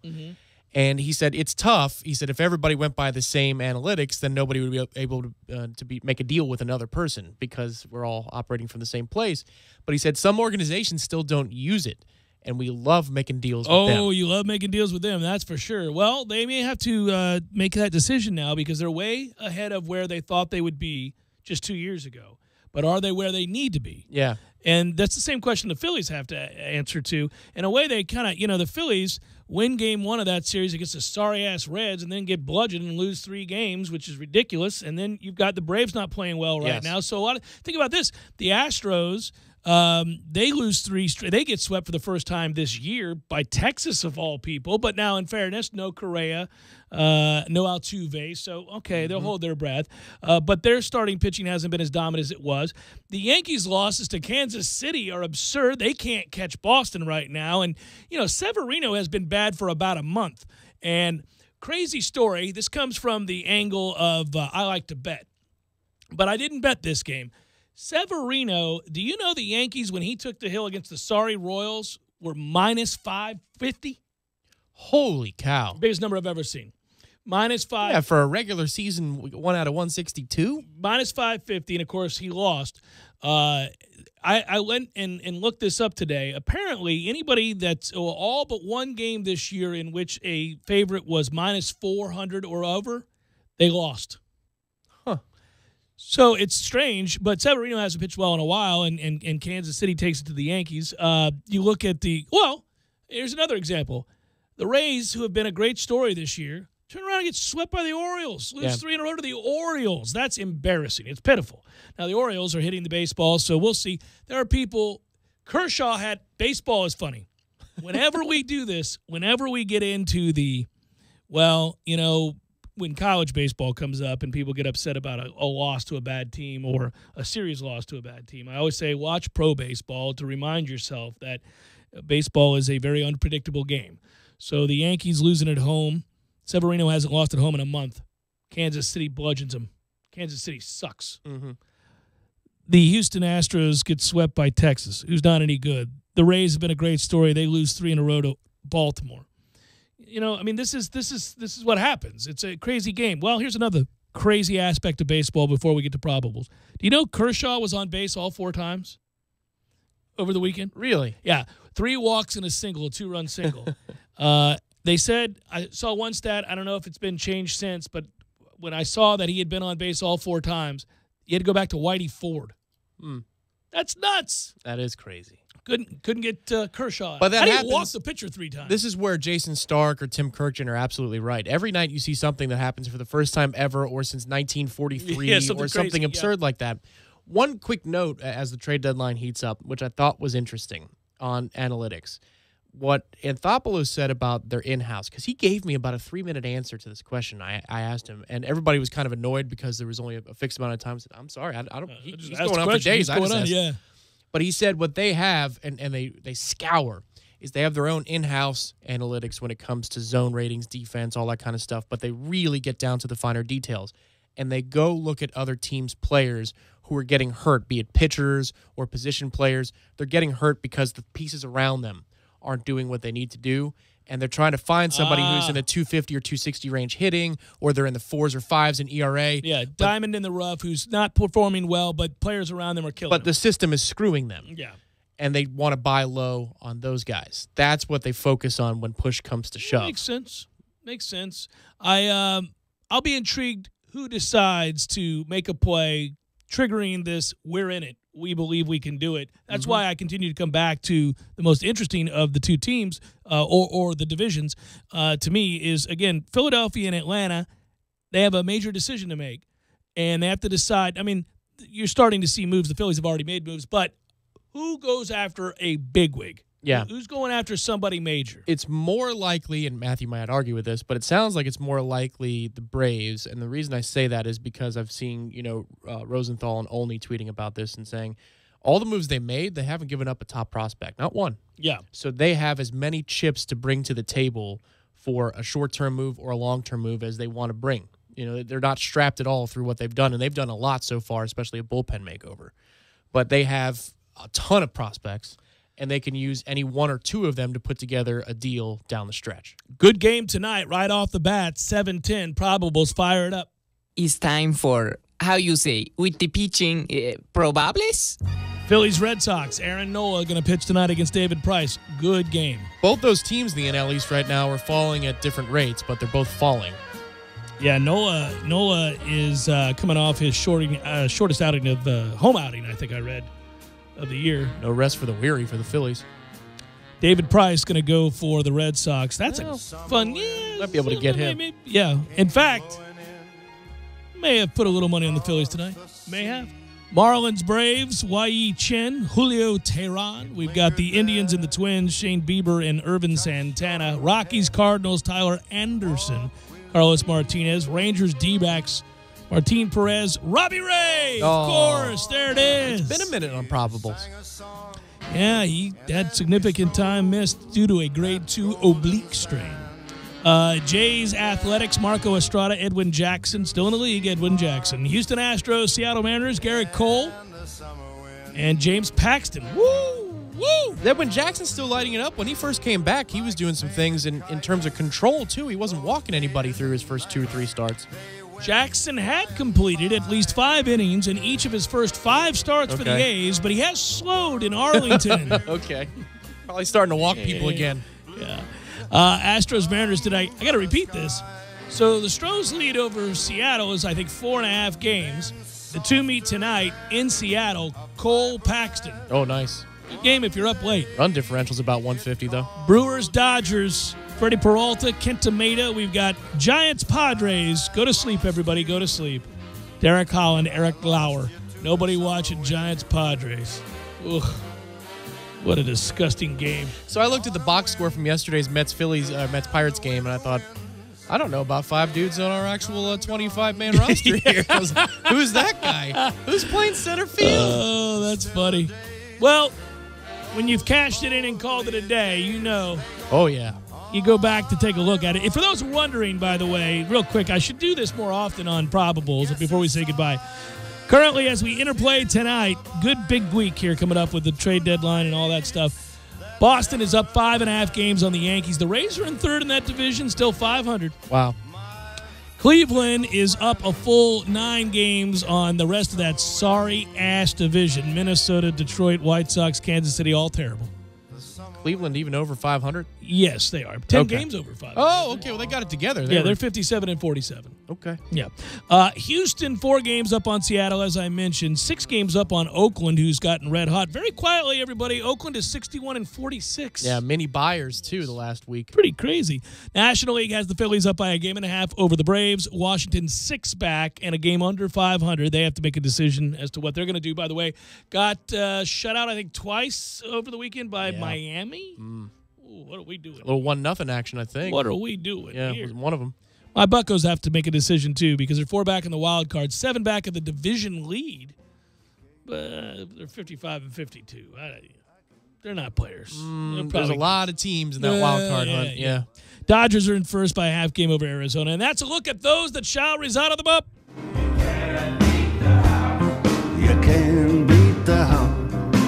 You know what I suspect as I sign off here tonight? I suspect that by tomorrow when we come in, we will be naming yet another player that has said, I'm committing to Florida State University. And while very many people, or not very many people, showed up to Saturday Night Live in the way of fandom in the stands, it had a resounding positive effect on the recruits themselves. That is not lost on me. We actually got done saying that all of last week. Hey, it's not about us, guys. I don't really care to sit in the stands and watch this. So long as the kids love the event, that's all I care about, and they did. You know, it's funny. I had a moment of weakness when we were at the WWE event. May have been because Match 6 looked like Match 1. Right. But I told Matthew, I said, I need to go check and see if we got any commits. Something feels right in the air. Something feels energetic. And sure enough, the next day, everybody leaving the facility said, holy bleep, this place is awesome. One of the reasons is that you already knew that the new hire of head coach Willie Taggart was going to be a home run in recruiting, and he has proven to be that, and the staff he's put together seems to be that too. And I think we're going to continue to get the resoundingly good news on a weekly basis that kids are loving the staff once they get here, once they get on campus, once they meet these guys. There's a genuineness and authenticity to them, and I think it does resonate. I feel it when I sit across from Willie and talk to him about anything, and he's not recruiting me for nothing. Can't imagine if he put the charm on big time and cared to, win you over. He's just that way talking about, groceries. He's a fun guy to talk to. Good work out of you. Good work, Matthew. Be well, everybody. Have a good night.